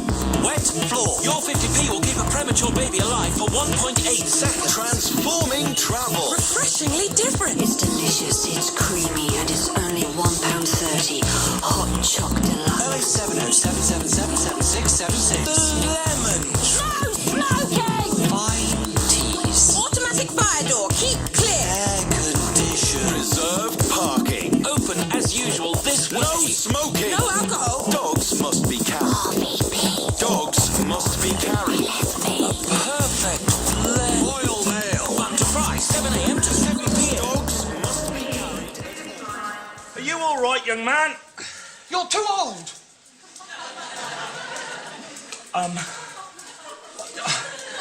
Are you all right, young man? You're too old to play a policeman.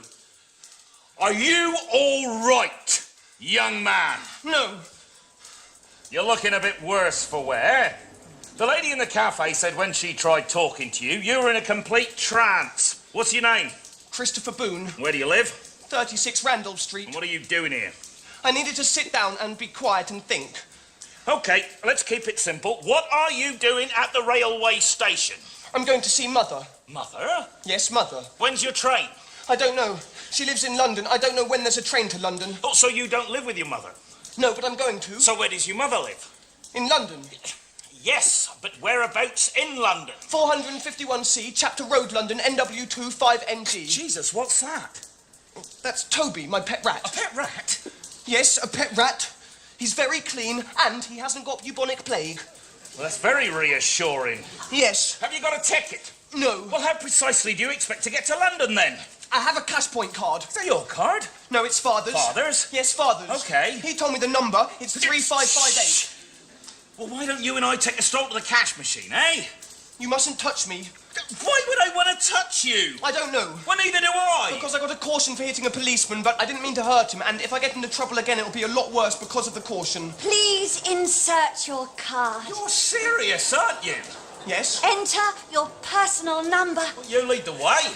Where? We're back by the ticket office. Please enter amount £10, £20, £50, £100. How much does it cost to get a ticket to London? About 20 quid. Please wait, your transaction is being processed. Is that pounds? Christ alive. Yep, it's £20. Please take your card and wait for your cash. Well, I guess I shouldn't keep you chatting here any longer. Where do I get a ticket for the train from? You're a prize specimen, aren't you? Where do I get a ticket for the train from? In there. Are you sure you know what you're doing? Yes, I'm going to London to live with my mother. And does your mother have a telephone number? Yes. And can you tell me what it is? Yes, it's 020-887-8907. And you'll ring her if you get into any trouble, okay? I want to go to London. If you don't mind.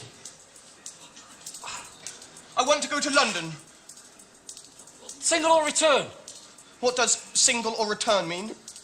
Do you want to go one way, or do you want to come back? I want to stay there when I get there. Yeah, but for how long? Until I go to university. Single, then. That'll be £17. When is the train to London? Platform 1, 5 minutes. Where is platform 1? Through the underpass and up the stairs. You'll see the signs. Underpass means tunnel, Christopher. In your head, imagine a big red line across the floor. It starts at your feet and goes through the tunnel. And walk along the line.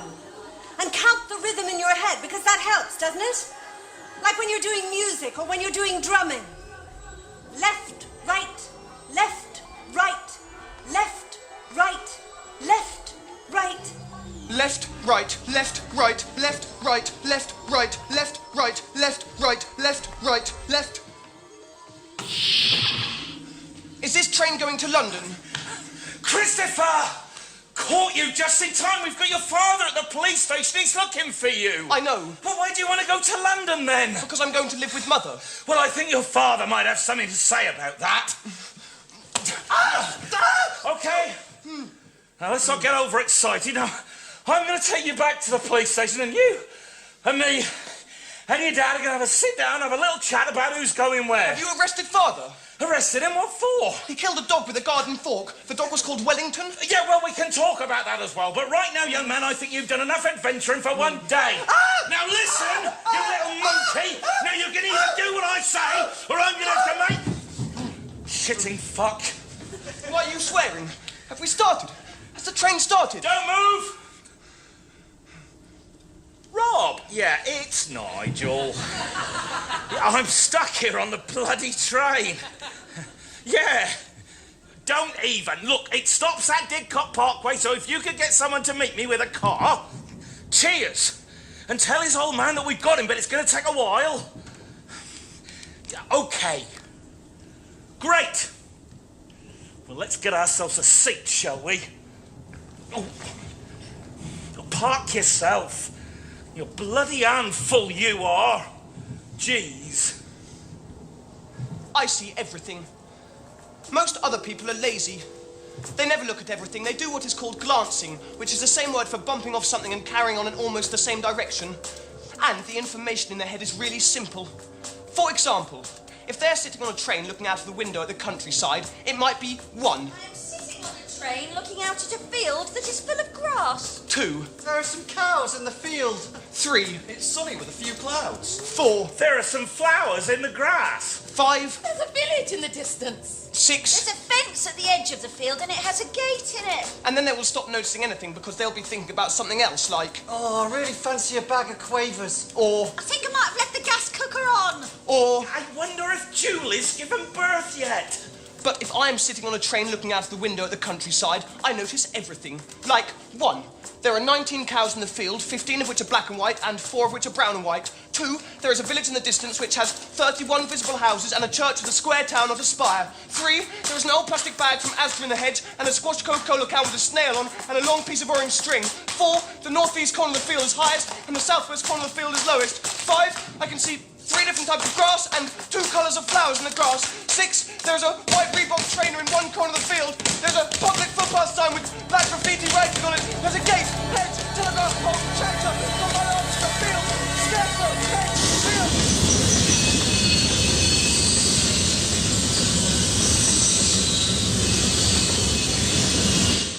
Oh, Christ, you're wetting yourself. For God's sake, just go to the bloody toilet, will you? But we're on a train. Well, they do have toilets on trains, you know. Where is the toilet on the train? Through those doors there. But I'll be keeping an eye on you, you understand? No. Go to the bloody toilet!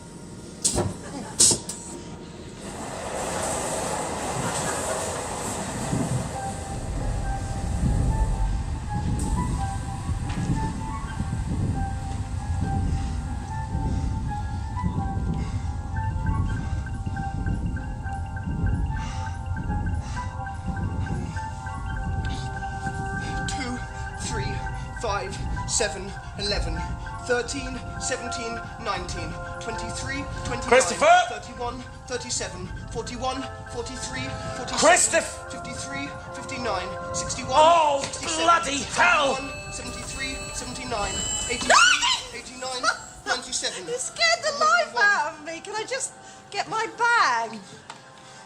101. I think there's someone out there on the platform looking for you. I know. Well, it's your lookout. 103, 107, 109, 113, 127, 131. You're touching my bag. I know. 131, 137, 139, 149, 151, 157, 163, 167, 171, 179, 181, 191. Come on, look at this, Barry. 193, They're not like a train elf. Well, we have both been drinking. We should nick him. He could be our elf mascot. Come on, Shifty, you daft twat. We got a match to go to. 223, 227, 229. Come in. Bollocks! I'm coming. Well, just wait for me in the car park then. I waited for 9 more minutes, but no one else came past, and the train was really quiet, and it did not move again, so I knew the train had stopped. And I knew the last stop on the train was London. I heard the sound of feet, and it was a policeman. Hello there. Have you seen a boy carrying a Not rat? the one that was on the train before. Years old.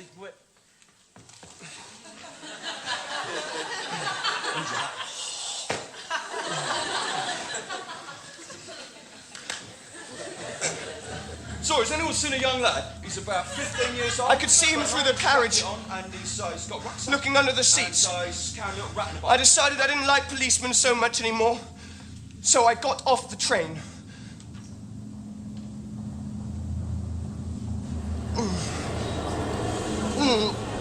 Left, right, left, right, left, right. Left, right, left, right, left, right, left, right, left, right, left, right, left, right, left, right, left, right, left, right, left. Sweet taste. Heathrow Airport, check in here. Bathing factory. Excellence and taste. Station link. Buses. W.H. Smith.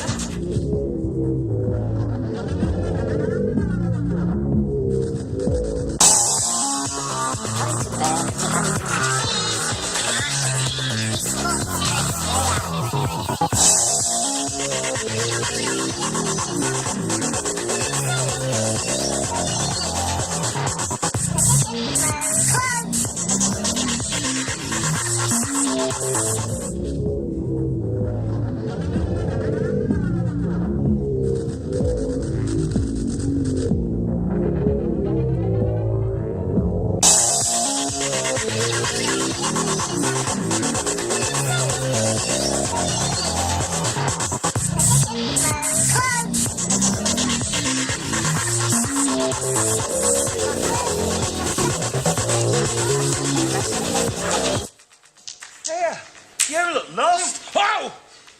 Whoa! Whoa, whoa, whoa, whoa! Left, right, left, right, left, right, left, right. Is this London? Is this London? Sure is, honey. Is this London? Indeed it is. How do I get to 451C, Chapter Road, London, NW2 5NG? Where is that?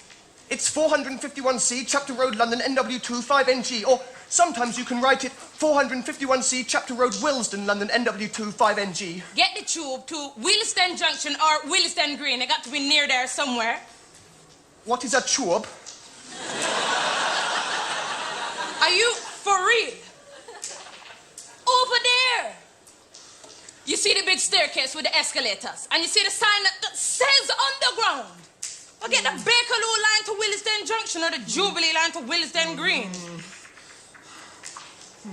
Are you okay? Don't do this, Christopher. Get away from me! Christopher, you won't be able to. I'm doing really well! Where's your red line gone? See? It's disappeared, hasn't it? Where's your Swiss Army knife? Have you lost it? It's in my pocket. Where? Here. How the hell are you going to find the Jubilee line? You don't even know what an escalator is, do you? It's a moving staircase. You step onto it, it carries you down. It's funny, look. Stop laughing, everybody's looking at you. It's like something out of science fiction. I'm worried about you. You're lying. You killed Wellington. Where are you going? To watch the people. It's easy, look. You go to the black machine, you look at where you want to go, you find the price, you put your money in. You haven't got any money. I have, I stole your card. Whoa, you little shit. You press ticket type, you press adult single, £2.20, you insert £2.20, you go to the grey gate, you put your ticket in the slot, it comes out the other side. But there's no Jubilee line. How are you going to get on the Jubilee line to Willesden Green? You're in the wrong place. There's a Bakerloo line, I can take that to Willesden Junction. Come back home. I can't. You can. You told a lie. You killed Wellington. Swindon's not my home anymore. My home is 451C, Chapter Road, London, NW2 5NG. Stand behind that yellow line. I know. The train will be very noisy. I know. It'll really scare you. I know. Well, try not to let it. Watch what the people do. Watch how they get on and off. Yes. Count the trains. Huh? Figure it out. Get the rhythm right. Train coming. Train stopped. Doors open. Train going. Silence. Train coming. Train stopped. Doors open. Train going. Silence. Train coming. Train stopped. Doors open. Train going. Silence. Train coming. Train stopped. Doors open. Train going. Silence. Train coming. Train stopped. Doors open. Train going. Silence. Train coming. Train stopped. Doors open. Train going. Silence. Train coming. Train stopped. Doors open. Toby? Toby, where are you? Toby! down there. Toby, get back up here this instant. I'm warning you, Toby, if you don't get back up here, I will come down there and get you. Right, that's it, I'm coming down, and when I catch you, I'm going to be very cross. I won't let you play on your wheel for a whole week. Jesus! What are you doing? My rat is on here. Get out of there, for fuck's sake. Toby, it's filthy down here. You're going to get so dirty. Oh, my days! What is he doing? What's it Sonny look like he's doing? Toby. Well, call somebody! Get somebody! Don't just stand there! What do you want me to call? Mate, for Christ's sake, would you please just get back up here, yeah? I can't get back up there. My rat is on here. What? Mate, you're gonna get yourself killed. You're gonna have to go down there and get him! Me? Yes! What the hell has he got to do with me? He's a kid! You can't just let him get hit! Yeah, I know he's a kid. I can see he's a kid by Sonny looking at him. Mate, would you stop arsing around down there? And please, just get back You're up on so silly, Toby. Stop being so difficult. I don't believe this. What are you playing around at? Would you just... Don't panic, I found him. Help him! Oh, Christ. Get up! Get up, come on! Give me a hand or something! Get up! Get up, man, come on!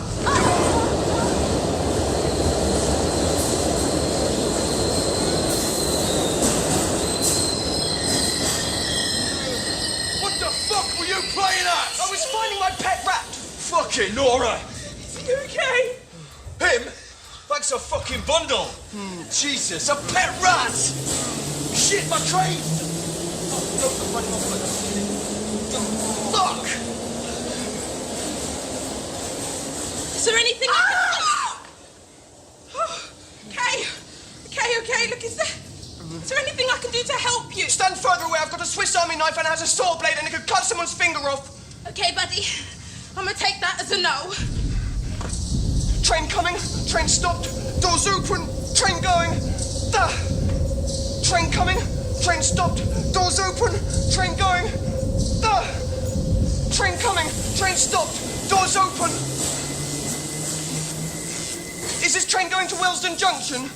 There are 53,963 holiday cottages in Scandinavia and Germany. Is this train going to Willesden Junction? 3435. Penalty £10 fare if you fail to show a valid ticket for your entire journey. Discover gold, then bronze. Is this train going to Willesden Junction? EPBIC. Suck my cock. Obstructing the doors can be dangerous. BRV. Com.ic. Is this train going to Willesden Junction? Talk to the world. Warwick Avenue. Maida Vale. Kilburn Park. Queen's Park. Kensal Green. Willesden Junction. Where is 451C, Chapter Road, London, NW2 5NG? A to Z of London, 295. You gonna buy it or not? I don't know. Well, you can get your dirty fingers off it if you don't mind. Where is 451C, Chapter Road, London, NW2 5NG? You can either buy the A to Z or you can hop it. I'm not a walking encyclopedia. Is that the A to Z? No, it's a sodding crocodile. Is that the A to Z? Yes, it's the A to Z! Can I buy it? £2.95, but you're giving me the money first. I'm not having your scarper in. Big cheese! Oh, yes! The nurses never! Bloody liar! Total bloody liar! Left, right, left, right, left, right, left, right, left, right, left, right, left, right. I don't care whether you thought it was funny or not. Judy, look, I'm sorry, okay? Perhaps you should have thought about that before you made me look like a complete idiot. You weren't in, so I waited for you. Christopher. What? Christopher. What the hell's going on? No, I'm sorry, Christopher.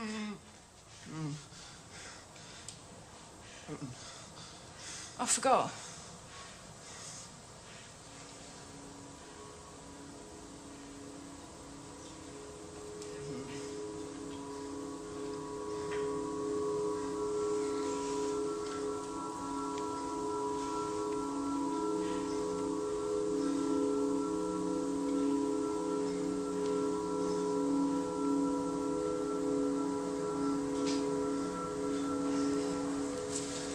I suppose this means Ed's here. Where's your father, Christopher? I think he's in Swindon. Thank God for that. How did you get here? I came on the train.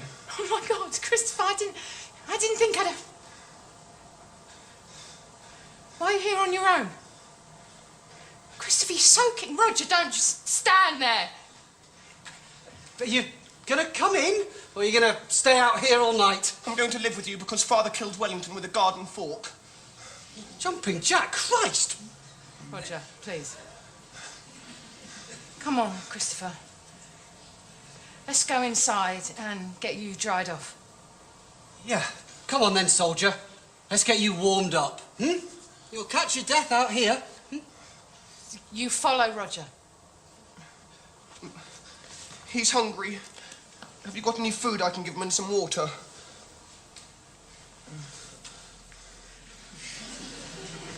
Are you okay, Christopher? I'm tired. I know, love.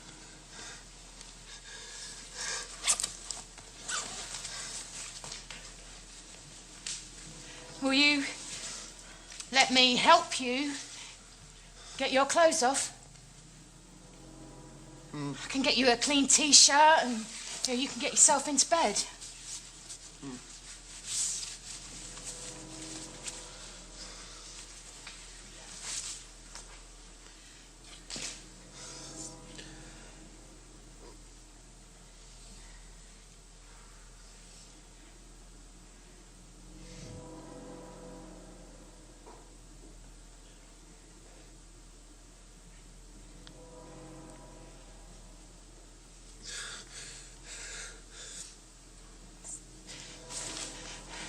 T-shirt.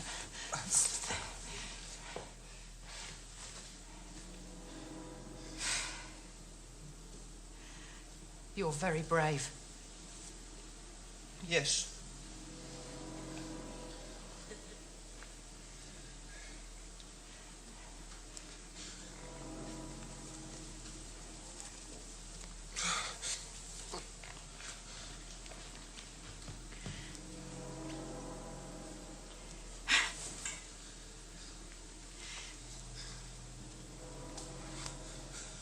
Did you get the puzzle I sent you?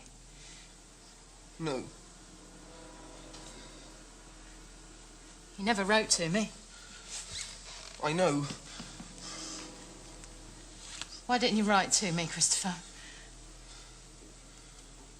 I wrote you all those letters. I kept thinking that something dreadful had happened, or you'd moved away and I'd never find out where you were. Father said you were dead. What? He said you went into hospital because you had something wrong with your heart, and then you had a heart attack and died. Oh my God. Oh my God. Oh my God. Oh my God. Why are you doing that? Oh, Christopher, I'm so sorry. It's not your fault. Oh, the bastard. Oh, bastard. Oh. Christopher, let me hold your hand.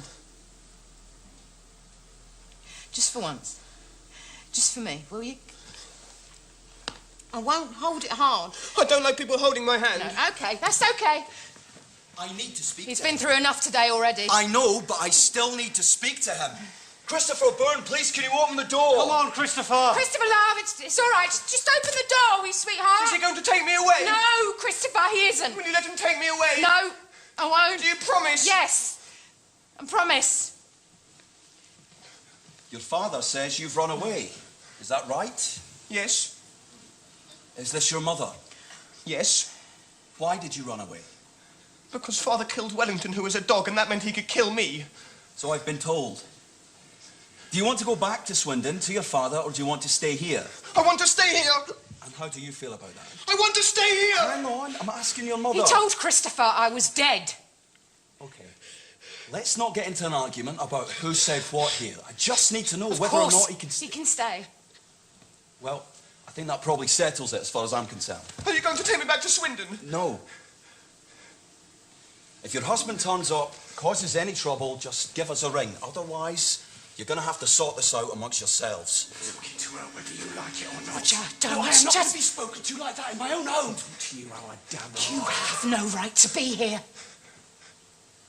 He's my son, in case you've forgotten. What in God's name did you think you were playing at, saying those things to him? You were the one that bloody left. Oh, so you decided just to wipe me out of his life altogether? Let's just all calm down here, shall we? Well, isn't that what you wanted? I wrote to him every week. What the fuck Whoa, use whoa, is whoa. writing to him? I cooked his meals. I cleaned his clothes. I looked after him. Every weekend I looked after him when he was ill. I took him to the doctors. I worried myself sick every time he wandered off somewhere at night. I went to the school every time he got into a fight. And you? What, you wrote him some fucking letters? So you thought it was okay to tell him his mother was dead? Now is not the time. I'm going to see him. And if you try and stop me... Christopher! It's okay. I won't let him do anything. You are all right. Christopher.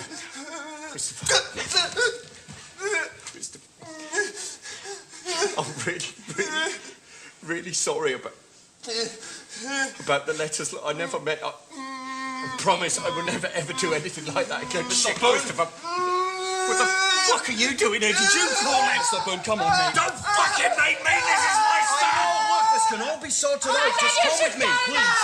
He's Brian! Yeah, I'll be back! No, Christopher, I'll be back. I promise you, Christopher. I promise you that. You go back to sleep now. Everything is going to be all right. I promise.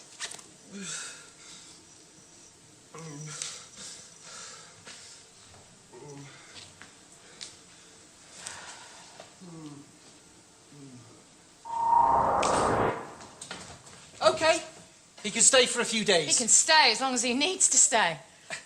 This flat is hardly big enough for 2 people, let alone 3. He can understand what you're saying, you know. Well, what's he going to do? Huh? There's no school for him to go to. We've both got jobs. It's bloody ridiculous. Roger, that's enough. Now, you can stay as long as you want to stay. It was Mother who gave me the milkshake.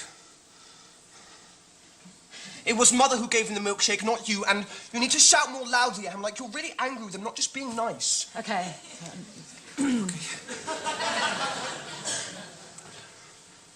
Roger, that's enough!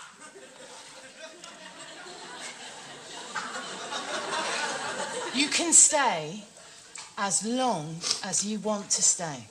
I have to go back to Swindon. But Christopher, you've only just got here. I have to go back because I have to take my maths A-level. You're taking maths A-level? Yes, I'm taking it on Wednesday and Thursday and Friday next week. God. Reverend Peets is going to invigilate. I mean, that's really good. And that's why I have to go back. I'm going to get an A-star, and that's why I have to go back, except I can't see Father, so I have to go back with you. I don't know whether that's going to be possible. But I have to go. Okay, let's talk about this some other time, okay? Okay, but I have to go back to Swindon. Christopher, please! What time is it? 7 minutes past 2 in the morning. I can't sleep. It's because you're scared of Mr. Shears. You're being silly. There's no one about. You can hear traffic. What cars are there? A Fiesta, a Nissan Micra, a Peugeot, a Ford Granada. What colours are they? I can't tell.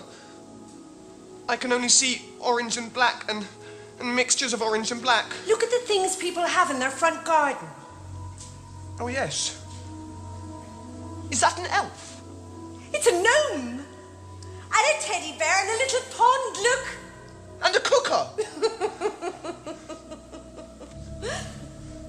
I like looking up at the sky. Me too. When you look at the sky at night, you know you are looking at stars which are hundreds and thousands of light years away from you. And some of the stars don't exist anymore because their light has taken so long to reach us, they're already dead. Or they have exploded and collapsed into red dwarfs. And that makes you seem very small. And if you have difficult things in your life, it's nice to think they are what are called negligible. Which means they're so small you don't have to take them into account when you're calculating something. I can't see any stars here. No. It's because of all the light pollution in London.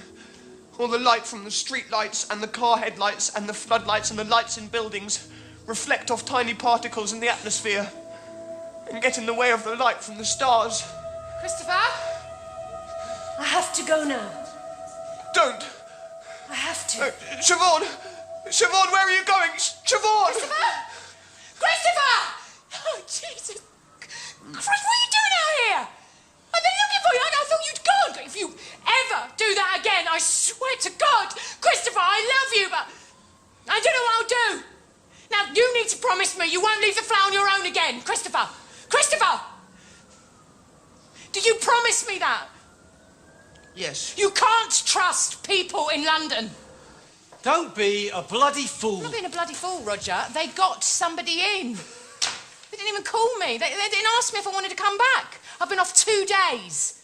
It's illegal, that is. It was a temporary job, for Christ's sake. I have to go back to Swindon. Christopher, not now. I am getting phone calls from your father threatening to take me to court. I am getting in the neck from Roger. It's not a good time. I have to go back because it's been arranged and Reverend Peets is going to invigilate. It's only an exam. I can ring the school. We can get it postponed. You can take it some other time. I can't take it some other time. It's been arranged. And I've done lots of revision and Mrs. Gascoigne said we could use a room at Christopher, school. I am just about holding this together, but I am this close to losing it. So just give me some...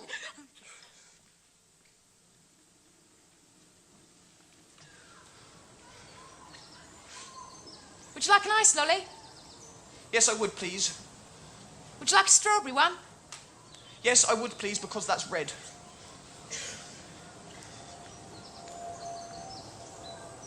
What's it called here? It's called Hampstead Heath. I love it. You can see all over London. Where are all the planes going to? Heathrow, I think. Christopher, I rang Mrs. Gascoigne. I told her you're going to take your maths A-level next year. Please, Christopher. Okay. Christopher. Calm down. Just calm down, love. Is he okay? Well, what does it look like to you?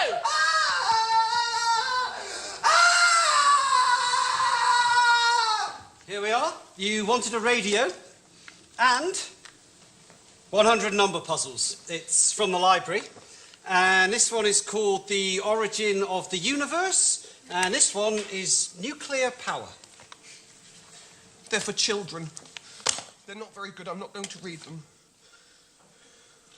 Well, it's nice to know my contribution is appreciated. Christopher, I made you a chart because you've got to eat, love. Now, in here is some Complan, and it's got strawberry flavouring in it. Complan?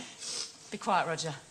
Christopher, if you drink 200 ml, then I'm going to put a bronze star on your chart. I don't believe this. Roger, for God's sake, please.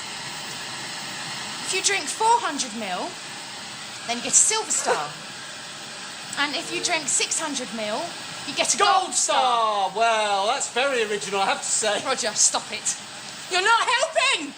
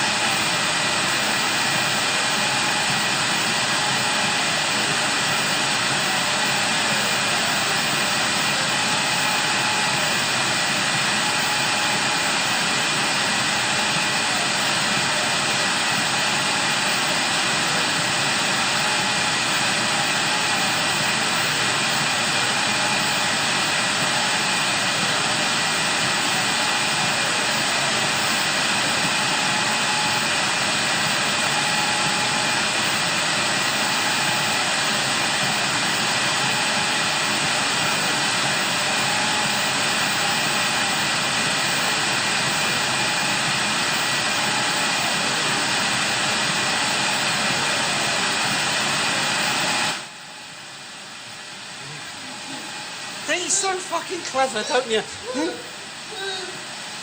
Don't you ever think about other people? For 1 second, then? Well, I'm very really pleased with yourself now. Okay. Christopher, I'm sorry. I am really, really sorry. promise you this will never happen again. Christopher. Come on. Wake up. What time is it? Shh. Just keep your voice down. It's 4 o'clock in the morning. What are you doing? Packing some clothes. Where's Mr. Shears? He's asleep. All right, you come downstairs. You bring Toby and you get into the car. Into Mr. Shears' car? That's right.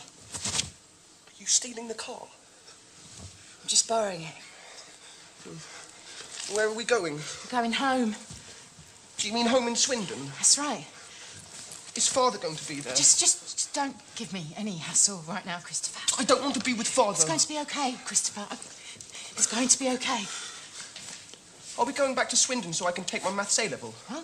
I'm meant to be taking my A-level tomorrow. We're going back to Swindon because if we stay in London any longer, someone's going to get hurt. And I don't necessarily mean you. Right. Now I need you to be quiet for a while. How long do you need me to be quiet for? Half an hour, Christopher. Hey, I need you to be quiet for half an hour. How the fuck did you get in here? This is my house too, in case you've forgotten. What, is your fancy man here as Don't well? do that, Ed.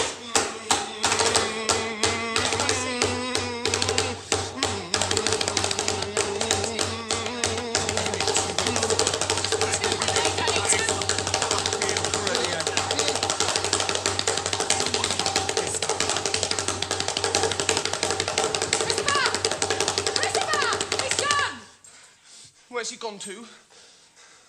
He's gone to stay with Rodri. Is he going to be arrested and go to prison? What for? For killing Wellington. I don't think so. I think he'll only get arrested if Mrs. Shears presses charges. What's that? It's when you tell the police to arrest somebody for little crimes, because they only arrest people for little crimes if you ask them. Is killing Wellington a little crime? Yes, love. It is. Mm. And the next few weeks, we're going to try and get a place of our own to live in. Can I take my A-level? You're not listening to me, are you, Christopher? I am listening to you. I told you. I rang your headmistress. I told you were in London. I told you you'd do it next But year. I'm here now, so I can take it. Well, I'm sorry. I didn't know we'd be coming back. Oh, this isn't going to solve anything. You've got a fucking nerve. Where are we going? Swanning round here as though nothing ever happened. Ignore her, So Christopher. he's finally dumped you two, has he? Where are we going? You had it coming. Don't try and pretend that you didn't, because you fucking did! Where are we going? We're going to the school. So you're Christopher's mother? That's right. And you're? I'm Siobhan. It's nice to meet you. Yeah. Yes. Yes. It's nice to meet you too. Hello, Christopher. Hello. Are you okay? I'm tired. He's a bit upset. Because of the A-level, you said? He won't eat. He won't sleep. Yeah. I spoke to Mrs. Gascoigne after you called. Right. She still actually has your A-level papers in the 3 sealed envelopes in her desk. I still actually have the A-level papers in my desk.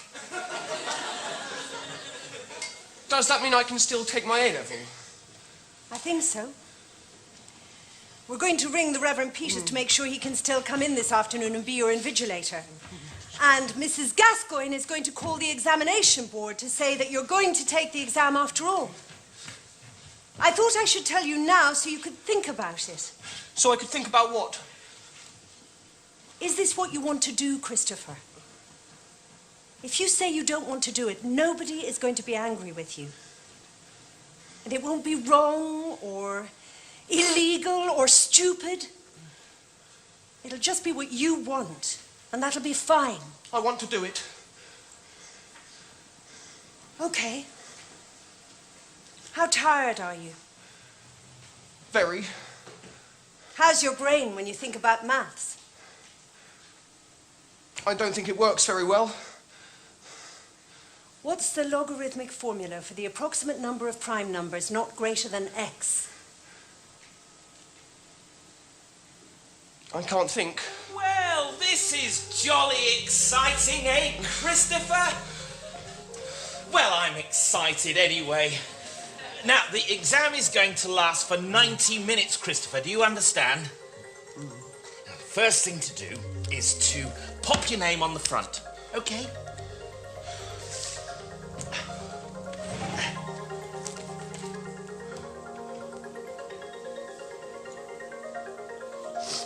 So, young man, are you ready to roll? Open your paper, Christopher, and you may begin.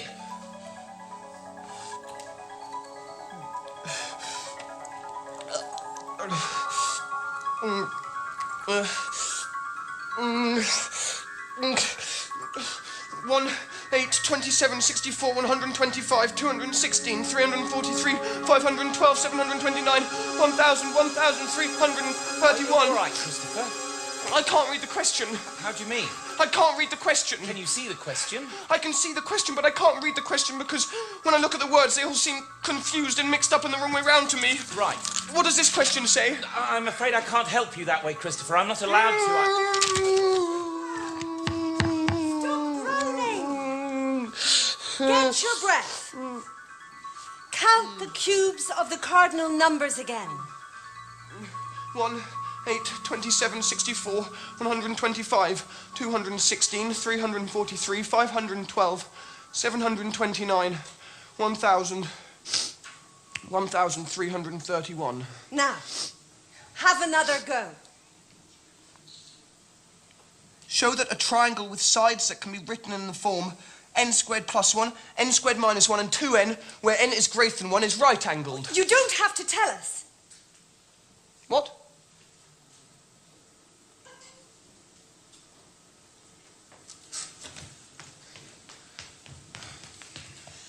You don't have to tell us how you solved it. But it's my favourite question. Yes, but it's not very interesting. I think it is. Christopher, people won't want to hear about the answer to a maths question in a play.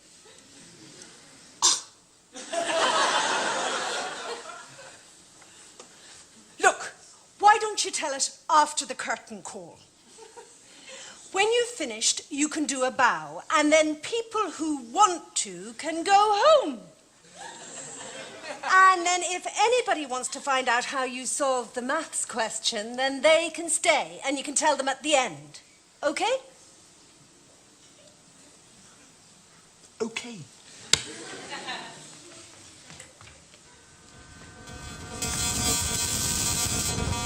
Don't scream. No, it's okay, Christopher. I'm not going to hurt you. I just wanted to ask you how the exam went. Tell him, Christopher. Please, Christopher. I don't know if I got all the questions right because I was very tired and I hadn't eaten any food, so I couldn't think properly.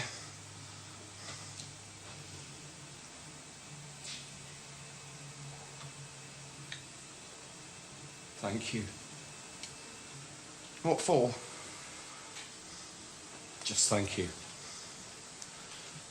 I'm very proud of you, Christopher. I'm very proud. I'm sure you did really well.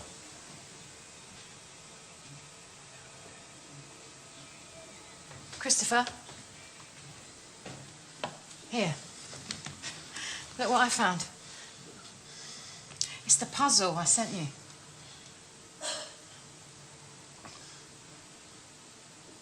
How's your flat? It's not really a flat, it's a room. It's very small. The corridor's painted brown. Other people use the toilet. Mother has to clean the toilet before I can use it. Sometimes there are other people in there, so I do wet myself. The corridor smells like gravy and bleach. The room smells like socks and pine air freshener. Another bad thing that happened is that Toby died because he was 2 years and 7 months, which is very old for a rat. I don't like waiting for my A-level result. Oh. If I was living at your house, I'd have room to put all my things and I wouldn't have to share the toilet with strangers. Can I live at your house so I'll have room to put all my things and I wouldn't have to share the toilet with strangers? No, Christopher. You can't. Why can't I? Is it because I'm too noisy and sometimes I'm difficult to control? No. It's because I'm not your mother, Christopher. No. That's very important, Christopher. Do you understand that? I don't know. Mother doesn't finish work till 5:30, so I have to go to Father's house between 3:49 and 5:30 because I'm not allowed to be on my own. Mother said I didn't have a choice. I push the bed up against the door in case Father tries to come into the room. Sometimes he tries to talk to me through the door. I don't answer him.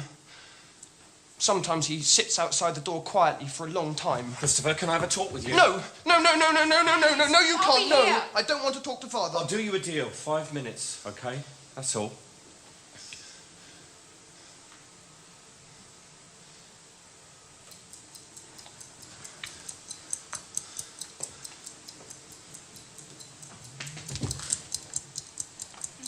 Look, Christopher, things can't go on like this. I don't know about you, but this just hurts too much. You being in the house but refusing to talk to me. Now, you have to learn to trust me, and I don't care how long it takes. If it's a minute one day and 2 minutes the next and 3 minutes the next, and it takes years, I don't care, because this is important. This is more important than anything else. Let's call it a project. Yeah? Project that we have to do together. You have to spend more time with me, and I have to show you that you can trust me. And it'll be difficult at first because it's a difficult project, but it will get better, I promise. Now, you don't have to say anything, not right now, but you have to think about it. And I brought you a present to show you that I really mean what I say. And to say sorry. And because, well, you'll see what I mean.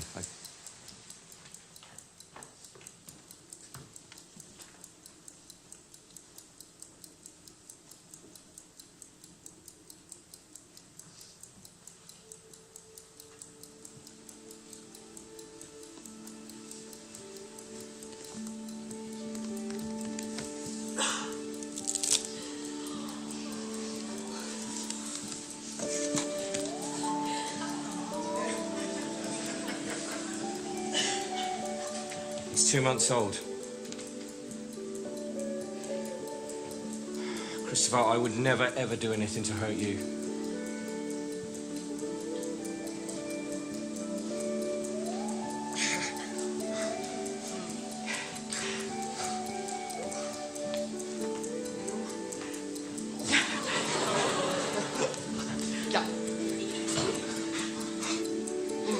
We won't be able to take him away with us, I'm afraid, because the bedsuit's too small.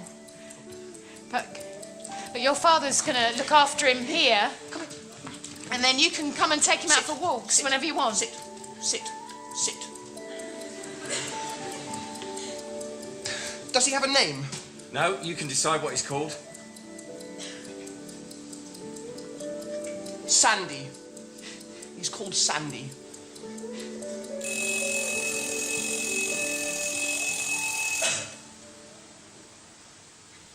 We need to go. Yes. We'll come back tomorrow and you can see him then. Christopher. Yes? Here. What's that? It's your result. Right. You need to open it and read it. Right.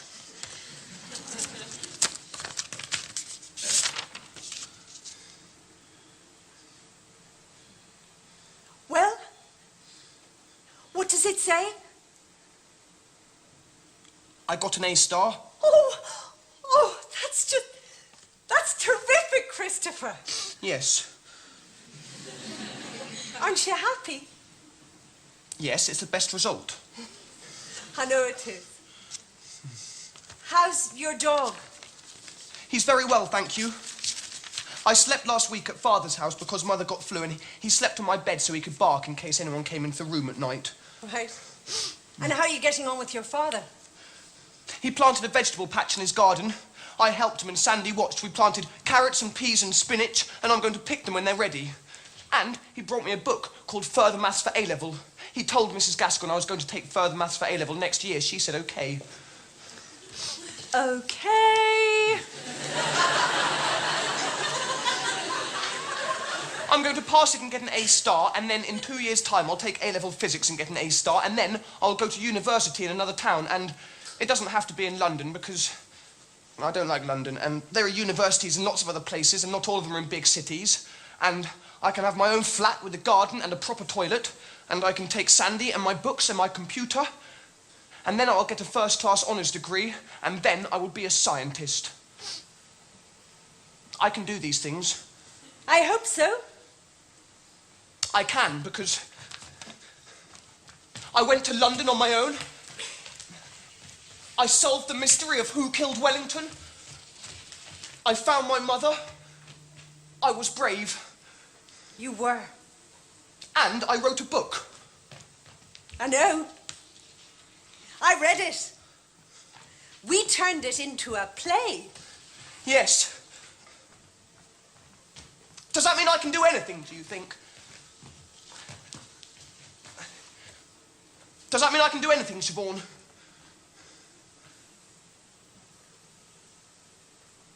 Does that mean I can do anything?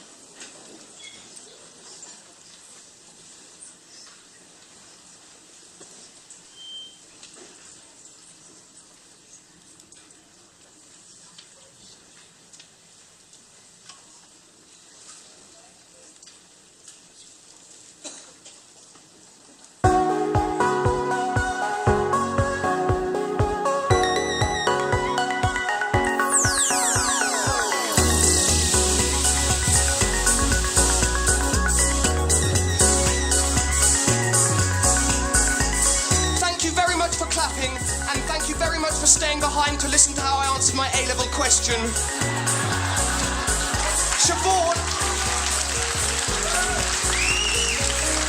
Siobhan said it wouldn't be very interesting, but I said that it was. She didn't tell me what I should use, so I decided to use all the computers and all the machines in the theatre, including VL1000 arc lights, which are moving lights, light-emitting diodes, JBL control speakers, a Countryman boom mic and Sennheiser radio transmitter, 4 Panasonic PTDX 800 EK projectors, and our DSM Cynthia, who will operate these.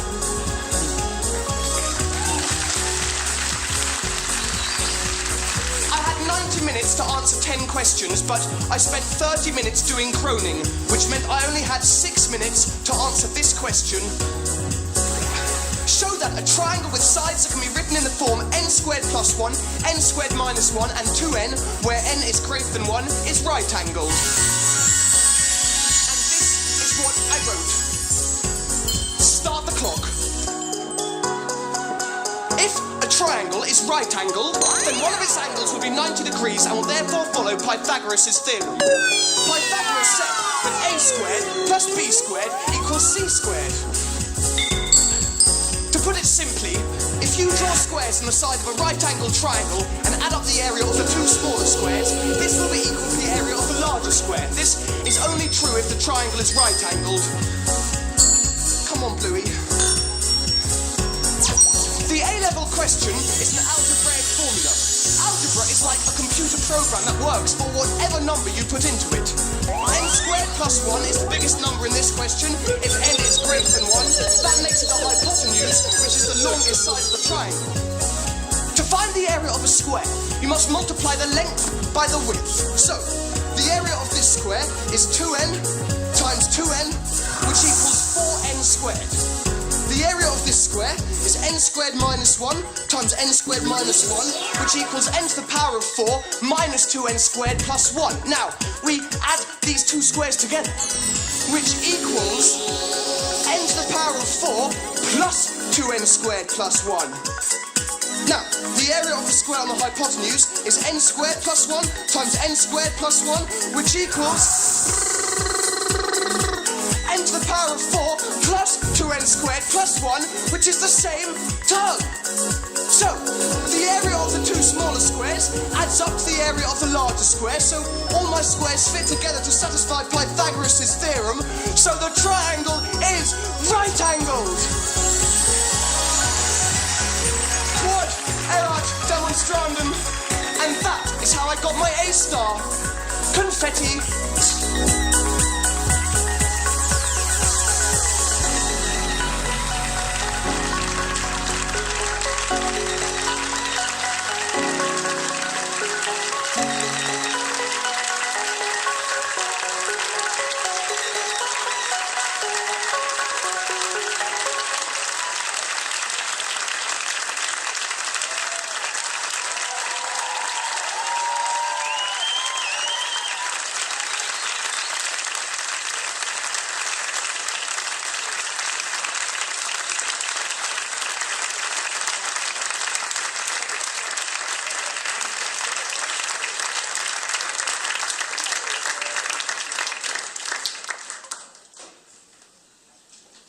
Ladies and gentlemen, you are more than welcome to get up and leave. Thank